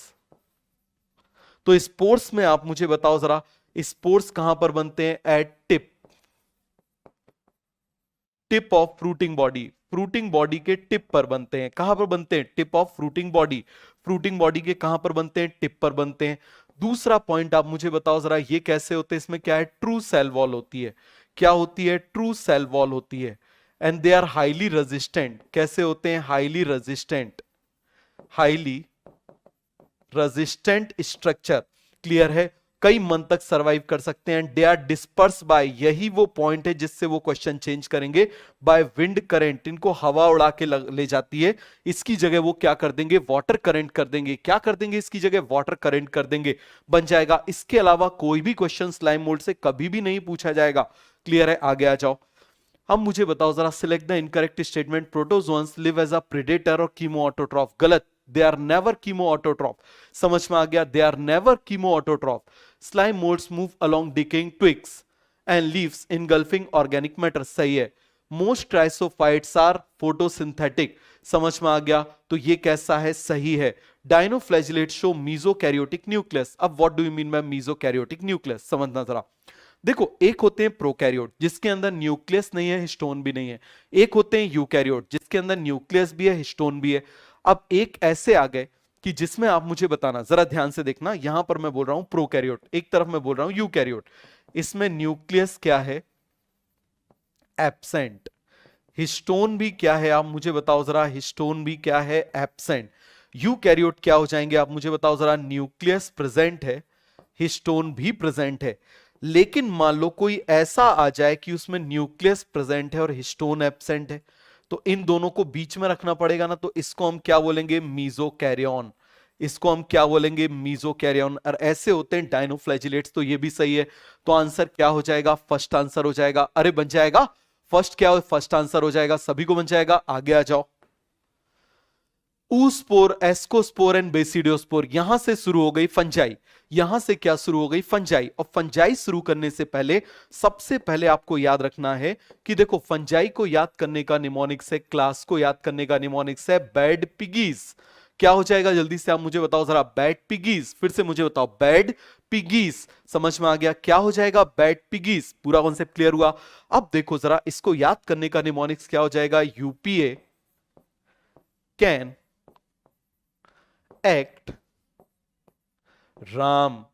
क्या हो जाएगा, यूपीए कैन एक्ट राम। फिर से मुझे बताओ जरा, क्या हो जाएगा, यूपीए कैन एक्ट राम। फिर से बता दो जरा, क्या हो जाएगा, UPA can act Ram. Clear हो गया। अब मुझे बताओ जरा, मोदी जी भैया बिना जीएसटी के छोड़ते नहीं है, तो जीएसटी दे दो। जहां जहां ए आ रहा है, देखो यहां भी ए आ रहा है, यहां भी ए आ रहा है, यहां भी ए आ रहा है, यहां भी ए आ रहा है, तो सबसे पहले टैक्स दे दो, जीएसटी दे दो, जीएसटी। और ये हो गया लास्ट, ये क्या हो गया, लास्ट बन जाएगा, ये क्या हो गया, लास्ट। अब देखो जरा, अगैरिकस एस्परजिलस अल्टरनेरिया एल्ब्यूगो। देखो जरा, अगैरिकस एस्परजिलस अल्टरनेरिया एल्ब्यूगो। फिर से मुझे बताओ, अगैरिकस एस्परजिलस अल्टरनेरिया एल्ब्यूगो। पूरा कॉन्सेप्ट क्लियर हुआ। फिर से बताओ, अगैरिकस एस्परजिलस अल्टरनेरिया एल्ब्यूगो बन जाएगा। अब यू से क्या हो जाएगा, यूस्टिलागो। बताओ जरा, क्या हो जाएगा, यूस्टिलागो। समझ में आ गया। पी से क्या हो जाएगा, पक्सीनिया। एटलीस्ट एग्जांपल याद करो। ए से मैंने आपको बता ही दिया, क्या हो जाएगा, अगैरिकस। क्या हो जाएगा, आप मुझे बताओ जरा, अगैरिकस। सी से क्या हो जाएगा, क्लेविसिपस, जिसको हम इरगॉट बोलते हैं। क्लियर हो गया। इसके बाद आप मुझे बताओ, इससे क्या हो जाएगा, एस्परजिलस, जिसको हम वीड ऑफ लेबोरेटरी बोलते हैं। इसको क्या बोलेंगे, न्यूरोस्पोरा। क्या बोलेंगे इसको, न्यूरोस्पोरा। क्लियर है। अब आप मुझे बताओ जरा, 80 से क्या हो जाएगा, अल्टरनेरिया। ये अल्टरनेरिया आपको मालूम है कहां पर दिया हुआ है, स्ट्रेटजीज इन फूड एनहांसमेंट में। कहां पर दिया हुआ है, स्ट्रेटजीज इन फूड एनहांसमेंट। सी से कलेक्टोट्राइकम, ये भी कहां पर दिया हुआ है, स्ट्रेटजीज इन फूड एनहांसमेंट में। टी से ट्राइकोडर्मा, क्या हो जाएगा, ट्राइकोडर्मा। ये ट्राइकोडर्मा दिया हुआ है माइक्रोब्स में। ये ट्राइकोडर्मा किस में दिया हुआ है, माइक्रोब्स में दिया गया है, बन जाएगा। आर से क्या हो जाएगा, राइजोपस। क्या हो जाएगा, मुझे बताओ जरा, राइजोपस। एल से क्या हो जाएगा, एल्ब्यूगो। और एम से क्या हो जाएगा, म्यूकर। क्या हो जाएगा, मुझे बताओ जरा, म्यूकर। Rhizopus albugo Mucor. हो गया पूरा कॉन्सेप्ट क्लियर। क्या हो जाएगा, राइजोपस एल्ब्यूगो म्यूकर। तो बताओ जरा, बैड पिगीज। समझना जरा, क्या बोल रहे हैं, बैड पिगीज। तो कभी भी फंजाई स्टार्ट करने से पहले आपको एटलीस्ट 3 चीजें याद रहना चाहिए, वो मैं आपको बता देता हूं। तो आपको पहली चीज मैंने याद करा दी, इसका क्या याद करा दिया, जल्दी से आप मुझे बताओ। सबसे पहले मैंने क्या बोल दिया, बैड पिगीज। बताओ, यूपीए कैन एक्ट राम। समझ में आ गया। क्या हो जाएगा, UPA can act Ram. GST दे दो, जीएसटी। और ये क्या हो जाएगा, लास्ट, जीएसटी। और लास्ट क्या हो जाएगा, जल्दी से आप मुझे बताओ, जीएसटी और लास्ट। फिर से बोलो, अगैरिकस एस्परजिलस अल्टरनेरिया एल्ब्यूगो। याद हो जाएगा, सभी को समझ में आ गया। अगैरिकस एस्परजिलस अल्टरनेरिया एल्ब्यूगो, सभी को पूरा कॉन्सेप्ट क्लियर हो गया। अब आप मुझे बताओ जरा, ustilago, puccinia, claviceps, aspergillus, neurospora, alternaria, colletotrichum, trichoderma, rhizopus albugo mucor. याद हो गया सभी को। अब आगे आ जाओ जरा जल्दी से। अब जरा ध्यान देना, हम किसकी बात कर रहे हैं, फिर से मैं लिख रहा हूं बैड पिगीज। अब देखो जरा, इन चारों को डिवाइड किया गया है किसमें, दो क्लास में। एक को बोला गया है परफेक्ट फंजाई और एक को बोला गया है इम्परफेक्ट फंजाई। क्या बोला है जल्दी से आप मुझे बताओ जरा, इम्परफेक्ट फंजाई। क्या बोला गया है जल्दी से आप मुझे बताना जरा, किसकी बात कर रहे हैं, इम्परफेक्ट फंजाई। परफेक्ट फंजाई वो है जिसके अंदर सेक्सुअल रिप्रोडक्शन प्रेजेंट है, जिसके अंदर क्या प्रेजेंट है, सेक्सुअल रिप्रोडक्शन प्रेजेंट है। और इम्परफेक्ट कौन है आप मुझे बताओ जरा, जिसके अंदर सेक्सुअल रिप्रोडक्शन एब्सेंट है, जिसके अंदर आप मुझे बताओ सेक्सुअल रिप्रोडक्शन क्या है, एब्सेंट है। परफेक्ट वो है, परफेक्ट वो है जिसके अंदर सेक्सुअल रिप्रोडक्शन प्रेजेंट है, इम्परफेक्ट वो है जिसके अंदर सेक्सुअल रिप्रोडक्शन एब्सेंट है। सभी को समझ में आ गया। और परफेक्ट कौन होता है बताओ जरा, परफेक्ट कौन होता है, परफेक्ट होते हैं हमारे, कौन होते हैं बताओ जरा, कौन परफेक्ट होते हैं, BAP। कौन परफेक्ट होते हैं बताओ जरा, बैड पिगीज में से परफेक्ट कौन है, BAP। अरे भैया BAP परफेक्ट होते हैं, ज्यादा जम के मत चिल्लाना ना जूते वूते पड़ जाए। बात समझ में आ गया, ये बोल दोगे तो हाँ परफेक्ट हैं तब तो वो खुश हो जाएंगे, लेकिन क्यों परफेक्ट होते हैं वो बता दिया ना, तो जो रगेड़ रगेड़ के जूते पड़ने हैं ना, समझ में आ गया, मजा ही आ जाना है आपको, क्लियर हो गया। तो बताओ जरा BAP क्या है, परफेक्ट। रीजन, क्योंकि क्या प्रेजेंट है, भैया मैं नहीं बोलूंगा, क्योंकि क्या प्रेजेंट है, बताओ जल्दी से क्या प्रेजेंट है इसमें, बोलो जल्दी से क्या प्रेजेंट है इसमें, सेक्सुअल रिप्रोडक्शन प्रेजेंट है। क्या प्रेजेंट है इसमें, सेक्सुअल रिप्रोडक्शन प्रेजेंट है। इसीलिए आप मुझे बताओ जरा BAPG क्या है, perfect, because they have sexual reproduction. अरे सभी को समझ में आ गया, हो गया पूरा क्लियर, हो गया। तो इसे बोलते हैं ना BAP, BAP होता है। बात समझ में आ गया, BAP क्या होता है, BAP ही होता है। हो गया पूरा क्लियर, आगे आ जाओ, सभी को समझ में आ गया। अब मुझे बताना, यहां पर हम क्या कर रहे हैं, इन तीनों को अब हम थोड़ा सा इसके क्लास का भी हम देख लेते हैं। चलो जरा वो भी देख लेते हैं। फिर से मैंने बनाया बैड पिगीज, समझ में आया। अब देखो, fungi are classified on the basis of, किस किस के बेसिस पर क्लासिफाई किया गया है, mycelium, spores and fruiting body. Mycelium, spores and fruiting body किसके बेस पे क्लासिफाई किया गया है, mycelium, spores and fruiting body. Clear हो गया। तो अब मुझे बताओ जरा, कितना मजेदार है, देखो याद करना, यहां से लेके यहां तक सारी की सारी माइसीलियम, समझ में आ गया, यहां से लेके यहां तक सारे माइसीलियम कैसे हैं, ब्रांच एंड सेप्टेट।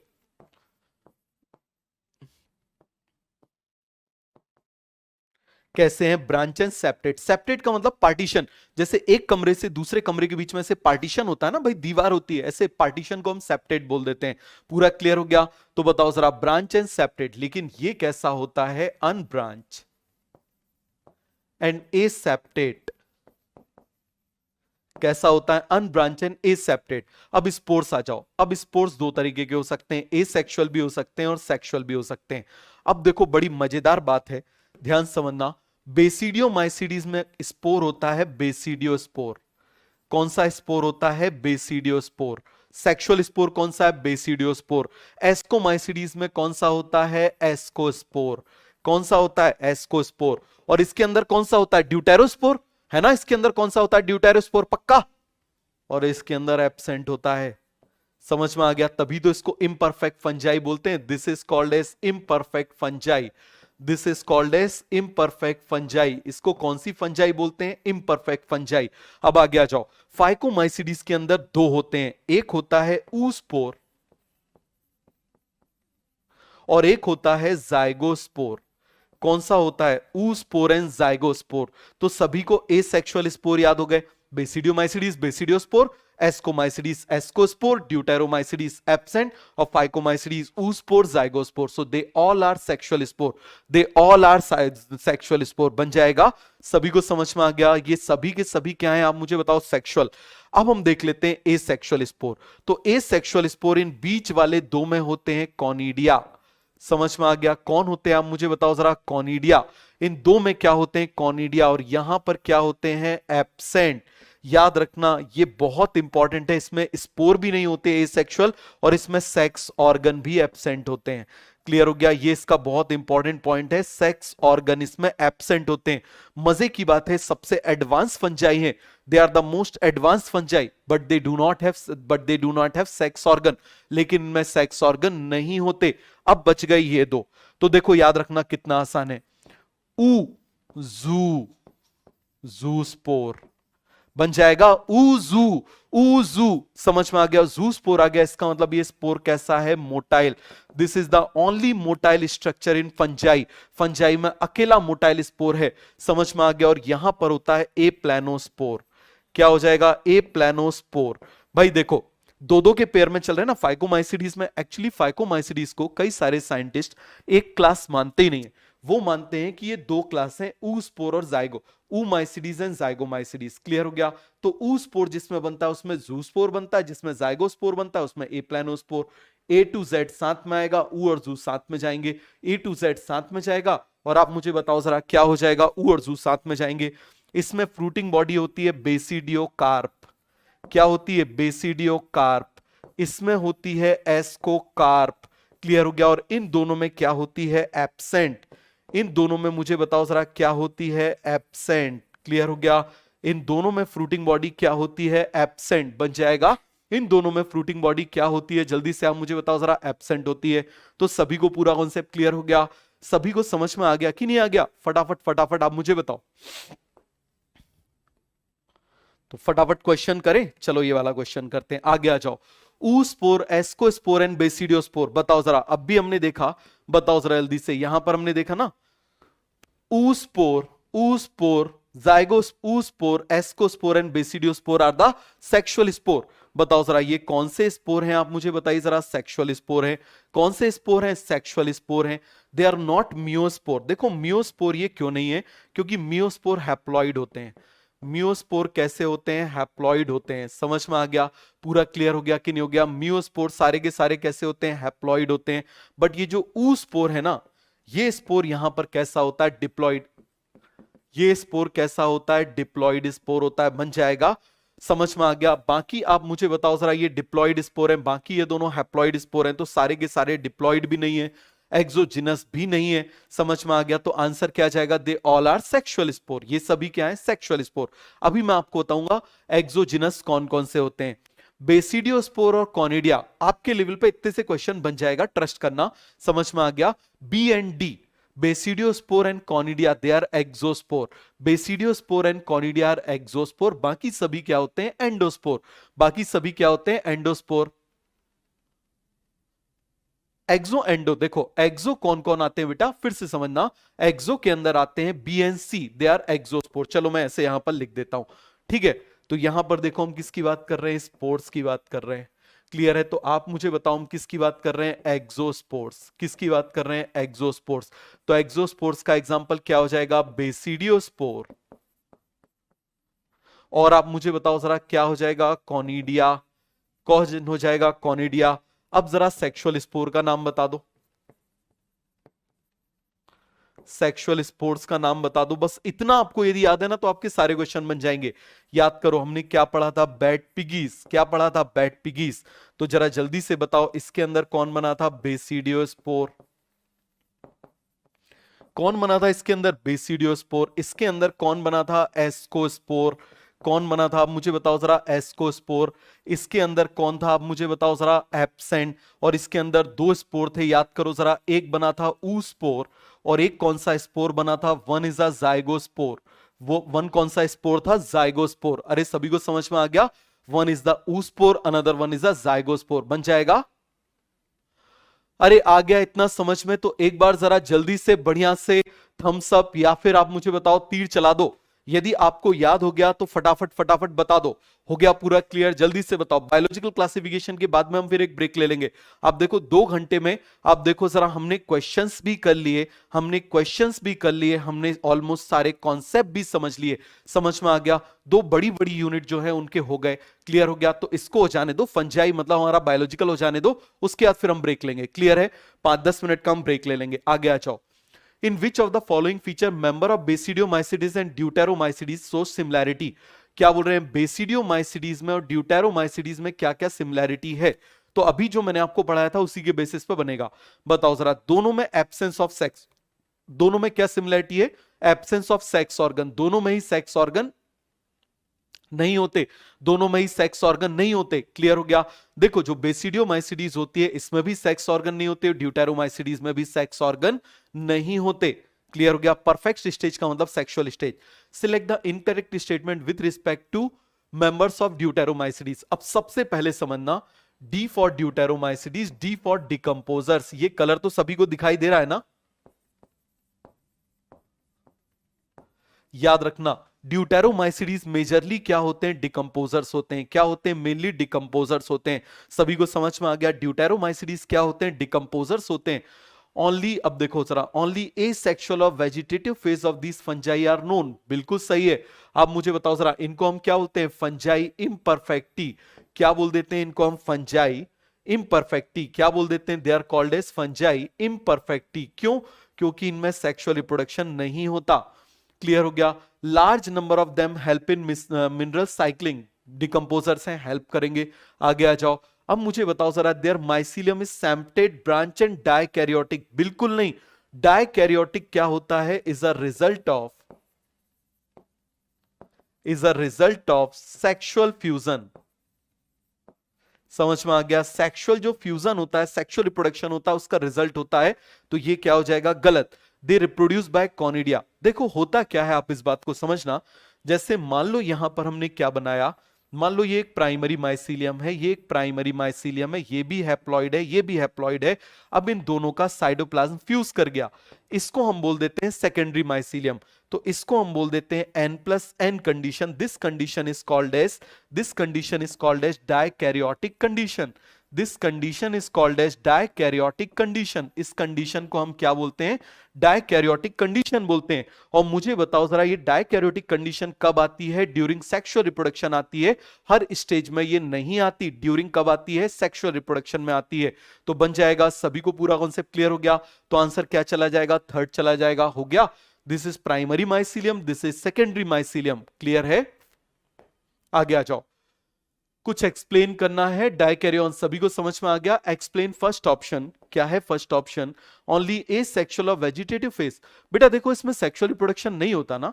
समझ में आ गया? इसमें देखो, कोई भी फंजाई, यदि हम जा रहे, रास्ते से जा रहे थे, है ना, भेलपूरी खा रहे थे, मिर्ची लगी तो क्या करें? नहीं।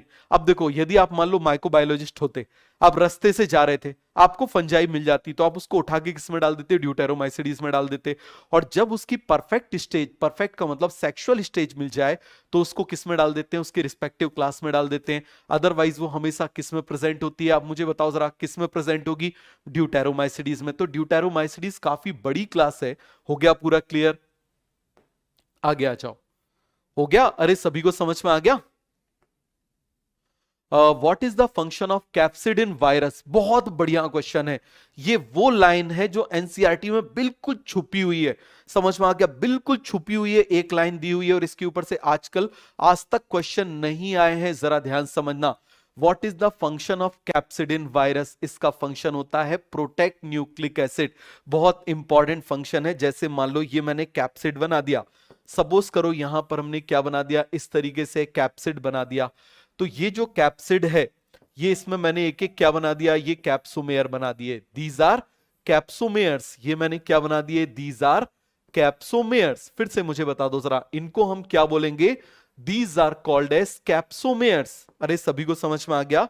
इनको हम क्या बोल देंगे? They are called as capsomere. क्या बोल देंगे? कैप्सोमेयर। और ये पूरा का पूरा आप मुझे बताओ जरा, क्या कहलाएगा? कैप्सिड। और इस कैप्सिड के अंदर तरफ कौन प्रेजेंट होता है? इस तरीके से ये प्रेजेंट है आरएनए। तो इसका फंक्शन होता है, ये आउटर कवरिंग होती है। ये क्या होती है? आउटर कवरिंग होती है। तो आप मुझे बताओ जरा, इसका काम क्या है? Protect the nucleic acid. It is very important question, mark कर लेना। समझ में आ गया? ये एक लाइन अकेली बची हुई है वायरस से, ऑलमोस्ट बाकी सब जगह से क्वेश्चन आ चुके हैं। क्लियर हो गया? तो ये आपको बन जाएगा। आगे बढ़े। अब मुझे बताओ जरा, ये क्या बना हुआ है? बैक्टीरियोफेज। मैंने फिर बोला, बैक्टीरियोफेज नाम सुन के बैक्टीरिया समझा था क्या? क्या है ये? वायरस। क्या है ये? जल्दी से आप मुझे बताओ। वायरस। अब मुझे बताना, जूफेजिनी विद डबल स्ट्रैंडेड डीएनए। बिल्कुल। आरएनए? बिल्कुल नहीं। अब bacteriophage with double stranded RNA नहीं। एक चीज याद रखना, इसके अंदर हमेशा क्या होता है, डबल स्ट्रैंडेड डीएनए होता है। क्या होता है, bacteriophage with double stranded DNA. अब plant virus with double stranded DNA नहीं, ये बैक्टीरिया को खाता है। समझ में आ गया, तो ये प्लांट वायरस नहीं है, ये बैक्टीरिया का वायरस है। T for bacteriophage with double stranded DNA. तो आंसर क्या जाएगा, 4। आंसर क्या जाएगा मुझे बताओ जरा, 4 आंसर जाएगा। अरे सभी को कॉन्सेप्ट क्लियर हो गया, हो गया भाई लोगों, सभी को समझ में आ गया। अब बैक्टीरियोफेज विद डबल स्ट्रैंड, बेटा यहां आरएनए है, एक बार जरा अच्छे से तो पढ़ो, आरएनए दिया हुआ है यहां पर, समझ में आ गया। और इसके अंदर क्या होता है, डीएनए होता है। क्या होता है इसके अंदर, डीएनए। चलो इसके फटाफट पार्ट्स बताओ, फटाफट इसके पार्ट्स बताओ, बताओ जरा। इसको हम क्या बोल देते हैं, मान लो इसको हेड बोल दे रहे हैं, क्लियर हो गया। यहां पर आप मुझे बताओ ये क्या हो जाती है, कॉलर हो जाती है, क्लियर है। इसको हम क्या बोल देते हैं, this is called a sheath, इसको क्या बोल देंगे, शीथ। इसको मुझे बताओ क्या बोल देते हैं, एंड प्लेट, क्या बोल देते हैं, एंड प्लेट। और इसको क्या बोल देते हैं, दीज आर टेल फाइबर्स, इसको क्या बोल देंगे, टेल फाइबर्स। टेल फाइबर्स आप जरा काउंट करो कितने, 1 2 3 4 5 6, यू जनरली कितने होते हैं, 6 होते हैं। टेल फाइबर्स आप मुझे बताओ जनरली कितने होते हैं, 6 होते हैं। बन जाएगा, आगे आ जाओ। कोई डाउट आया, आगे बढ़े।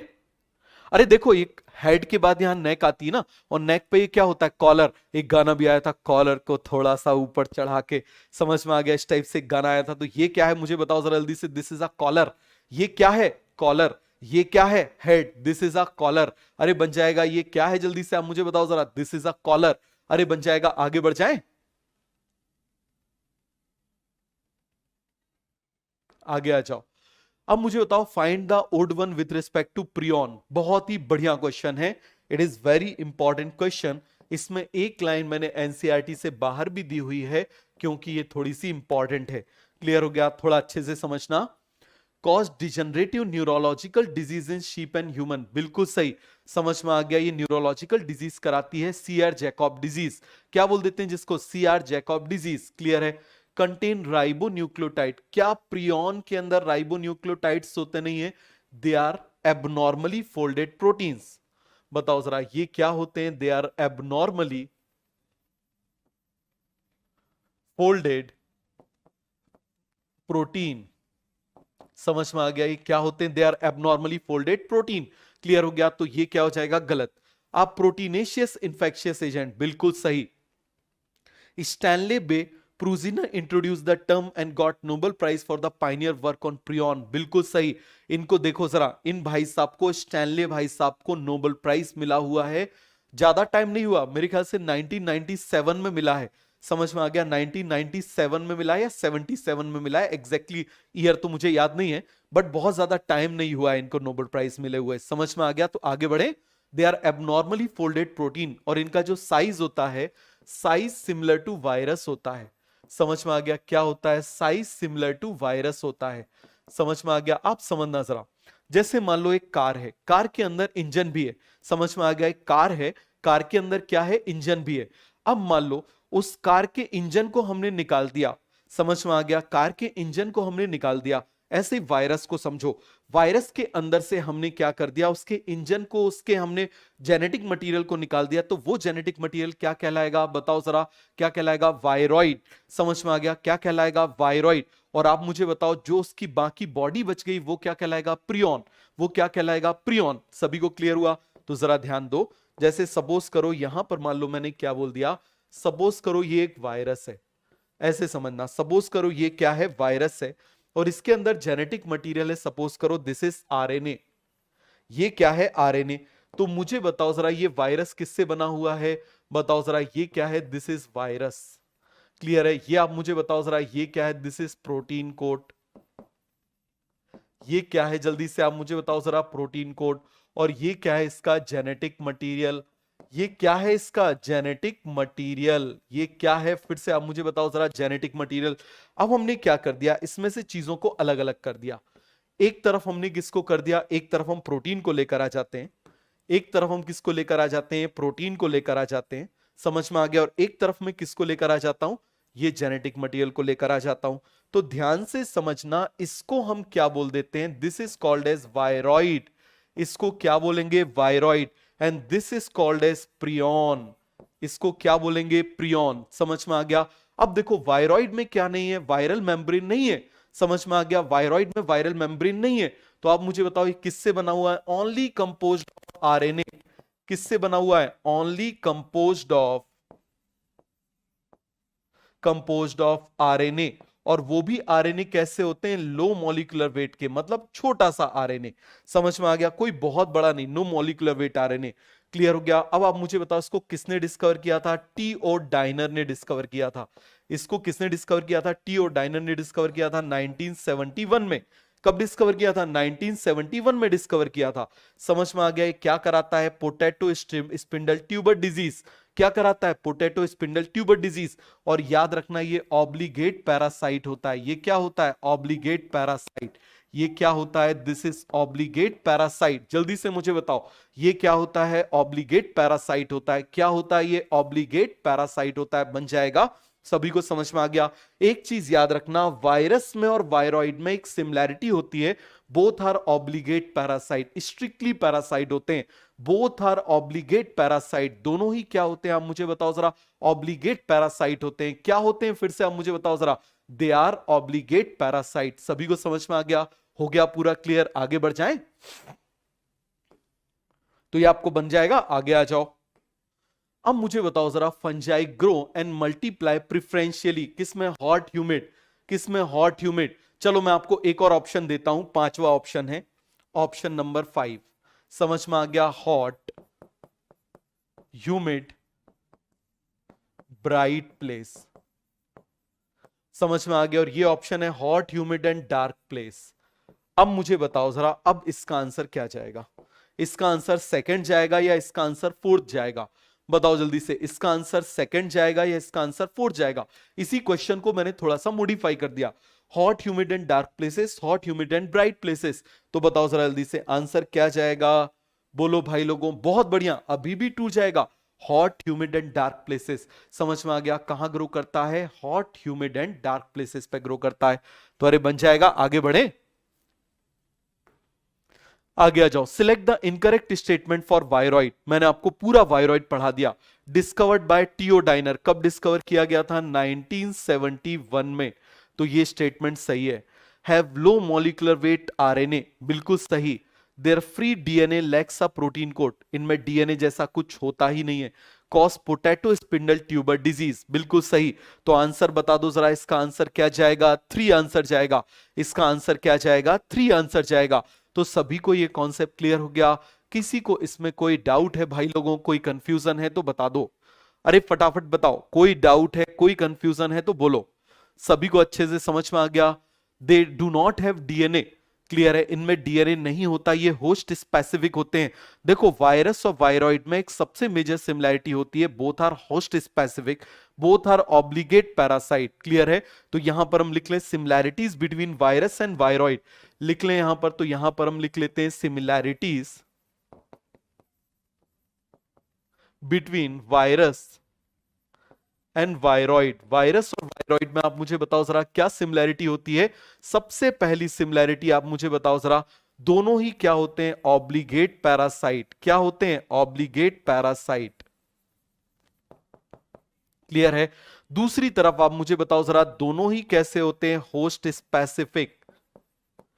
क्लियर है। और इनको ही हम नॉन सेल्यूलर और पार्टिकल, नॉन सेल्यूलर ऑर्गेनिज्म बोल देते हैं। क्या बोल देते हैं इनको, नॉन सेल्यूलर ऑर्गेनिज्म। क्लियर है। तो एग्जामिनर आपसे पूछेगा which one of the following is not the similarities between virus and viroid. क्या पूछेगा, which one of the following is not the similarities between virus and viroid.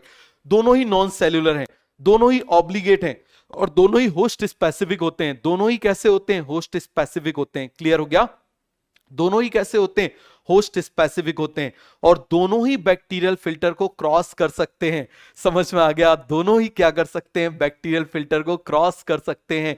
तो सभी को clear हो गया, आगे बढ़ जाएं, आगे आ जाओ। अब मुझे बताओ इन एंडोमाइकोराइजल एसोसिएशन, बहुत बढ़िया क्वेश्चन है ये, क्लियर हो गया? ये क्वेश्चन बहुत ही अच्छी क्वालिटी का क्वेश्चन है, वेरी इंपॉर्टेंट क्वेश्चन, समझ में आ गया? क्योंकि इससे दो चीजें बहुत अच्छे से क्लियर हो जाएंगी, एक क्लियर हो जाएगा आपको एक्टोमाइकोराइजा, एक क्लियर हो जाएगा एंडोमाइकोराइजा। अब मैं दोनों आपको बता देता हूं एक्टो और एंडो क्या होता है, पहले कॉन्सेप्ट को समझो फिर इस क्वेश्चन को सॉल्व करना। एक बात बताओ, हम सारी थ्योरी कर रहे हैं कि नहीं कर रहे? थ्योरी के बाद ही क्वेश्चन कर रहे हैं कि नहीं कर रहे? जब तक थ्योरी नहीं हो रही तब तक हम क्वेश्चन में कहां जा रहे हैं? हम पहले थ्योरी कर रहे हैं फिर हम क्वेश्चन कर रहे हैं। तो सभी को अच्छे से समझ में आ रहा है नहीं आ रहा? बताते जाओ जरा भाई। आज के इसमें क्लास हमारी बढ़िया अच्छे से ऐसे ही कराते जाऊं, ईमानदारी से बताओ, अच्छे से ऐसे ही कराते जाऊं या फटाफट फटाफट उड़ाते जाऊं? क्योंकि यदि क्लास अटेंड कर लोगे तो याद रखना वो सारे पॉइंट्स कवर हो जाएंगे। बहुत मेहनत से ये क्वेश्चंस हैं, ये वो क्वेश्चन है जहां से एग्जामिनर आपको गच्चा दे सकता है। तो क्लियर हो गया? तो बताओ ऐसे ही बढ़िया से करते जाएं, क्लियर हो गया? बढ़िया से करते जाओ, आपसे सब कुछ बन जाएगा। क्लियर है? चलो जरा, तो हम किसकी बात कर रहे थे आप बताओ जरा? एक्टोमाइकोराइजा, एंडोमाइकोराइजा। अब देखो ये प्लांट सेल है, समझना जरा, ये क्या है? These are plant cell. Clear हो गया? ये क्या है? These are plant cell. चलो मैं इनको थोड़ा सा और बड़ा कर देता हूं, ये प्लांट सेल बना दिए, यहां भी मैंने क्या बना दिए? प्लांट सेल बना दिए। ये सभी क्या है? Plant cell. अब मुझे बताना, ये जो फंजाई है, यदि मान लो फंजाई इस तरीके से इनके बीच में ऐसे ग्रो करे, समझ में आ गया? तो मुझे बताओ it is growing in intercellular space और इंट्रासेलुलर स्पेस, दो सेल के बीच में ग्रो कर रही है। बताओ जरा जल्दी से, दो सेल के बीच में ग्रो कर रही है या सेल के अंदर ग्रो कर रही है? इस तरीके से बताओ जरा, ये क्या कर रही है? जल्दी से आप मुझे बताओ जरा, ये क्या कर रही है? सेल के बाहर ग्रो कर रही है या फिर ये सेल के अंदर ग्रो कर रही है? It is growing inside the cell और it is growing outside the cell? It is growing inside the cell और it is growing outside the cell? It is growing outside the cell. और यहां पर ये कहां पर ग्रो कर रही है? Intercellular space. So this space is called as intercellular space. This space is called as intercellular space. सभी को समझ में आ गया कौन सा स्पेस है? ये इंटरसेलुलर स्पेस है। तो this is called as ectomycorrhiza. इसको हम क्या बोलेंगे? एक्टोमाइकोराइजा। अरे सभी को समझ में आ गया, इसको क्या बोलेंगे? एक्टोमाइकोराइजा। और एक्टोमाइकोराइजा, और ये जो यहां पर एक जाला जैसा बन गया, this is called as Hartig's net. क्या बोलते हैं इसको? जल्दी से आप मुझे बताओ जरा। हार्टिग्स नेट। क्या बोलते हैं इसको? हार्टिग्स नेट बोलते हैं। और इसका एग्जाम्पल है, बहुत ही इंपॉर्टेंट एग्जाम्पल है, पाइनस। इसका एग्जाम्पल क्या है? पाइनस। देखो पाइनस भाई साहब जो होते हैं, समझना जरा, जो पाइनस भाई साहब होते हैं वो माउंटेन्स पे होते हैं। माउंटेन्स पे पानी कम होता है तो उसकी सीड बिना पानी के जर्मिनेट नहीं कर सकती, तो क्या करें? तो जब उसके सीड में आसपास फंगस ग्रो कर जाएगी तो फंगस का सरफेस एरिया बढ़ जाएगा, जिससे वो वाटर एब्जॉर्ब करेगा, सीड को पहुंचाएगा, अब जाके सीड जर्मिनेट करेगी। तो पाइनस में याद रखना, Pinus seed can not germinate without mycorrhiza. Pinus seed can not germinate without mycorrhiza. हो गया पूरा क्लियर? दूसरी तरफ मुझे बताना, अब सपोज करो यहां पर ये फंगस है और ये फंगस आप मुझे बताओ इसके अंदर आ गई इस तरीके से,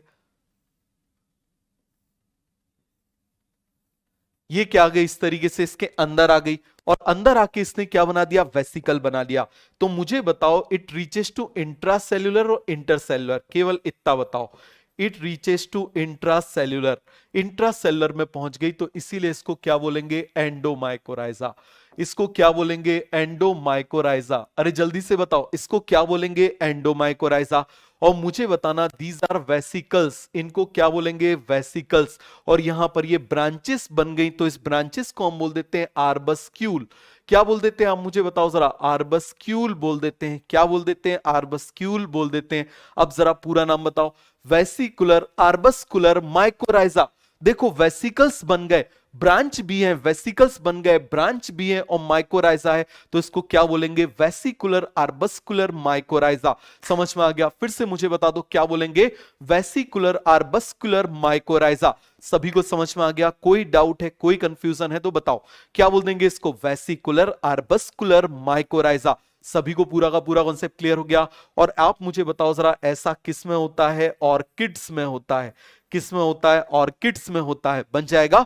अब क्वेश्चन सॉल्व करें, आप आ जाएं क्वेश्चन पे। तो इसको क्या बोल देते हैं, they are called as VAM, vesicular, vesicular मतलब वेसिकल्स, आर्बस्क्यूल का मतलब होता है ब्रांच, आर्बस्क्यूल का मतलब क्या होता है मुझे बताओ जरा, ब्रांच होता है, आर्बस्क्यूल का मतलब क्या होता है, ब्रांच, और क्या हो जाएगा, माइकोराइजा। क्लियर है? अब आगे आ जाओ, अब जरा क्वेश्चन सॉल्व करो। एंडोमाइकोराइजल एसोसिएशन हार्टिक्स नेट आर फॉर्म, बिल्कुल नहीं, हार्टिक्स नेट किस में बनता है, एक्टो में। क्लियर हो गया? Fungal Haifa form network in the intracellular space, नहीं, इंटरसेलुलर स्पेस में जो हाइफा बनाता है वो आप मुझे बताओ कौन बनाता है, ectomycorrhiza. Vesicular arbuscular mycorrhiza is form, बिल्कुल सही। फंगल पार्टनर इज बोलेटस, समझ में आ गया, फंगल पार्टनर इज बोलेटस, ये किसके लिए होता है, एक्टोमाइकोराइजा के लिए। तो यहां से आपसे बन जाएगा, कम से कम ये ऑप्शन आप सिलेक्ट कर सकते हो। याद रखना, याद रखना, नीट जो ऑप्शन देता है उसमें जरूरी नहीं है कि सारे ऑप्शन आप सिलेक्ट कर पाओ, कई बार आप रिजेक्ट करके भी कर सकते हो। तो धीरे धीरे मैं आपको रिजेक्ट कैसे करते हैं वो भी मैं आपको सिखाऊंगा। क्लियर हो गया? आज की ही क्लास में मैं आपको धीरे धीरे रिजेक्ट करना भी सिखाऊंगा।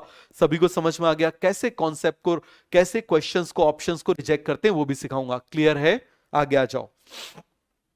इन the five kingdom classification of Whittaker there is no mention of, बताओ जरा, अब यहां पर हम किसकी बात कर रहे हैं, यहां पर मेंशन नहीं है। क्लियर हुआ? तो अब मुझे बताओ यहां से कौन शुरू हो गया, प्लांट किंगडम, यहां से कौन शुरू हो गया, प्लांट किंगडम। तो बताओ जरा, 5-10 मिनट का ब्रेक ले लें, 5 मिनट का ब्रेक ले लें, ज्यादा देर का नहीं, 5 मिनट का ब्रेक लेंगे वरना रिदम टूट जाएगी। समझ में आ गया? आप भी थोड़ा सा क्या करो, पानी पी लो। समझ में आ गया? पूरी ब्रीदिंग कर लो। क्लियर है? बढ़िया से डीप ब्रीदिंग कर लो, फुल ब्रीद इन करो, फुल ब्रीद आउट करो। क्लियर हो गया? तो सभी को ईमानदारी से बताओ कि ये तरीका अच्छे से समझ में आया कि नहीं आया। आप देखो जरा, 2 घंटे में हमने क्या किया, हमने सारी थ्योरी कर ली। आपको डाउट है ना, आप उठा लो अपने नोट्स, आपने जिस इंस्टीट्यूट में पढ़े हुए आप नोट्स उठा लो, मैंने सारी थ्योरी कवर कर दी। और एनसीईआरटी उठा लो, एनसीईआरटी की मैंने हर वो लाइन कवर कर दी जिस लाइन से क्वेश्चन बन सकता है। तो ईमानदारी से बताओ कि आपको सभी को अच्छे से समझ में आया कि नहीं आया।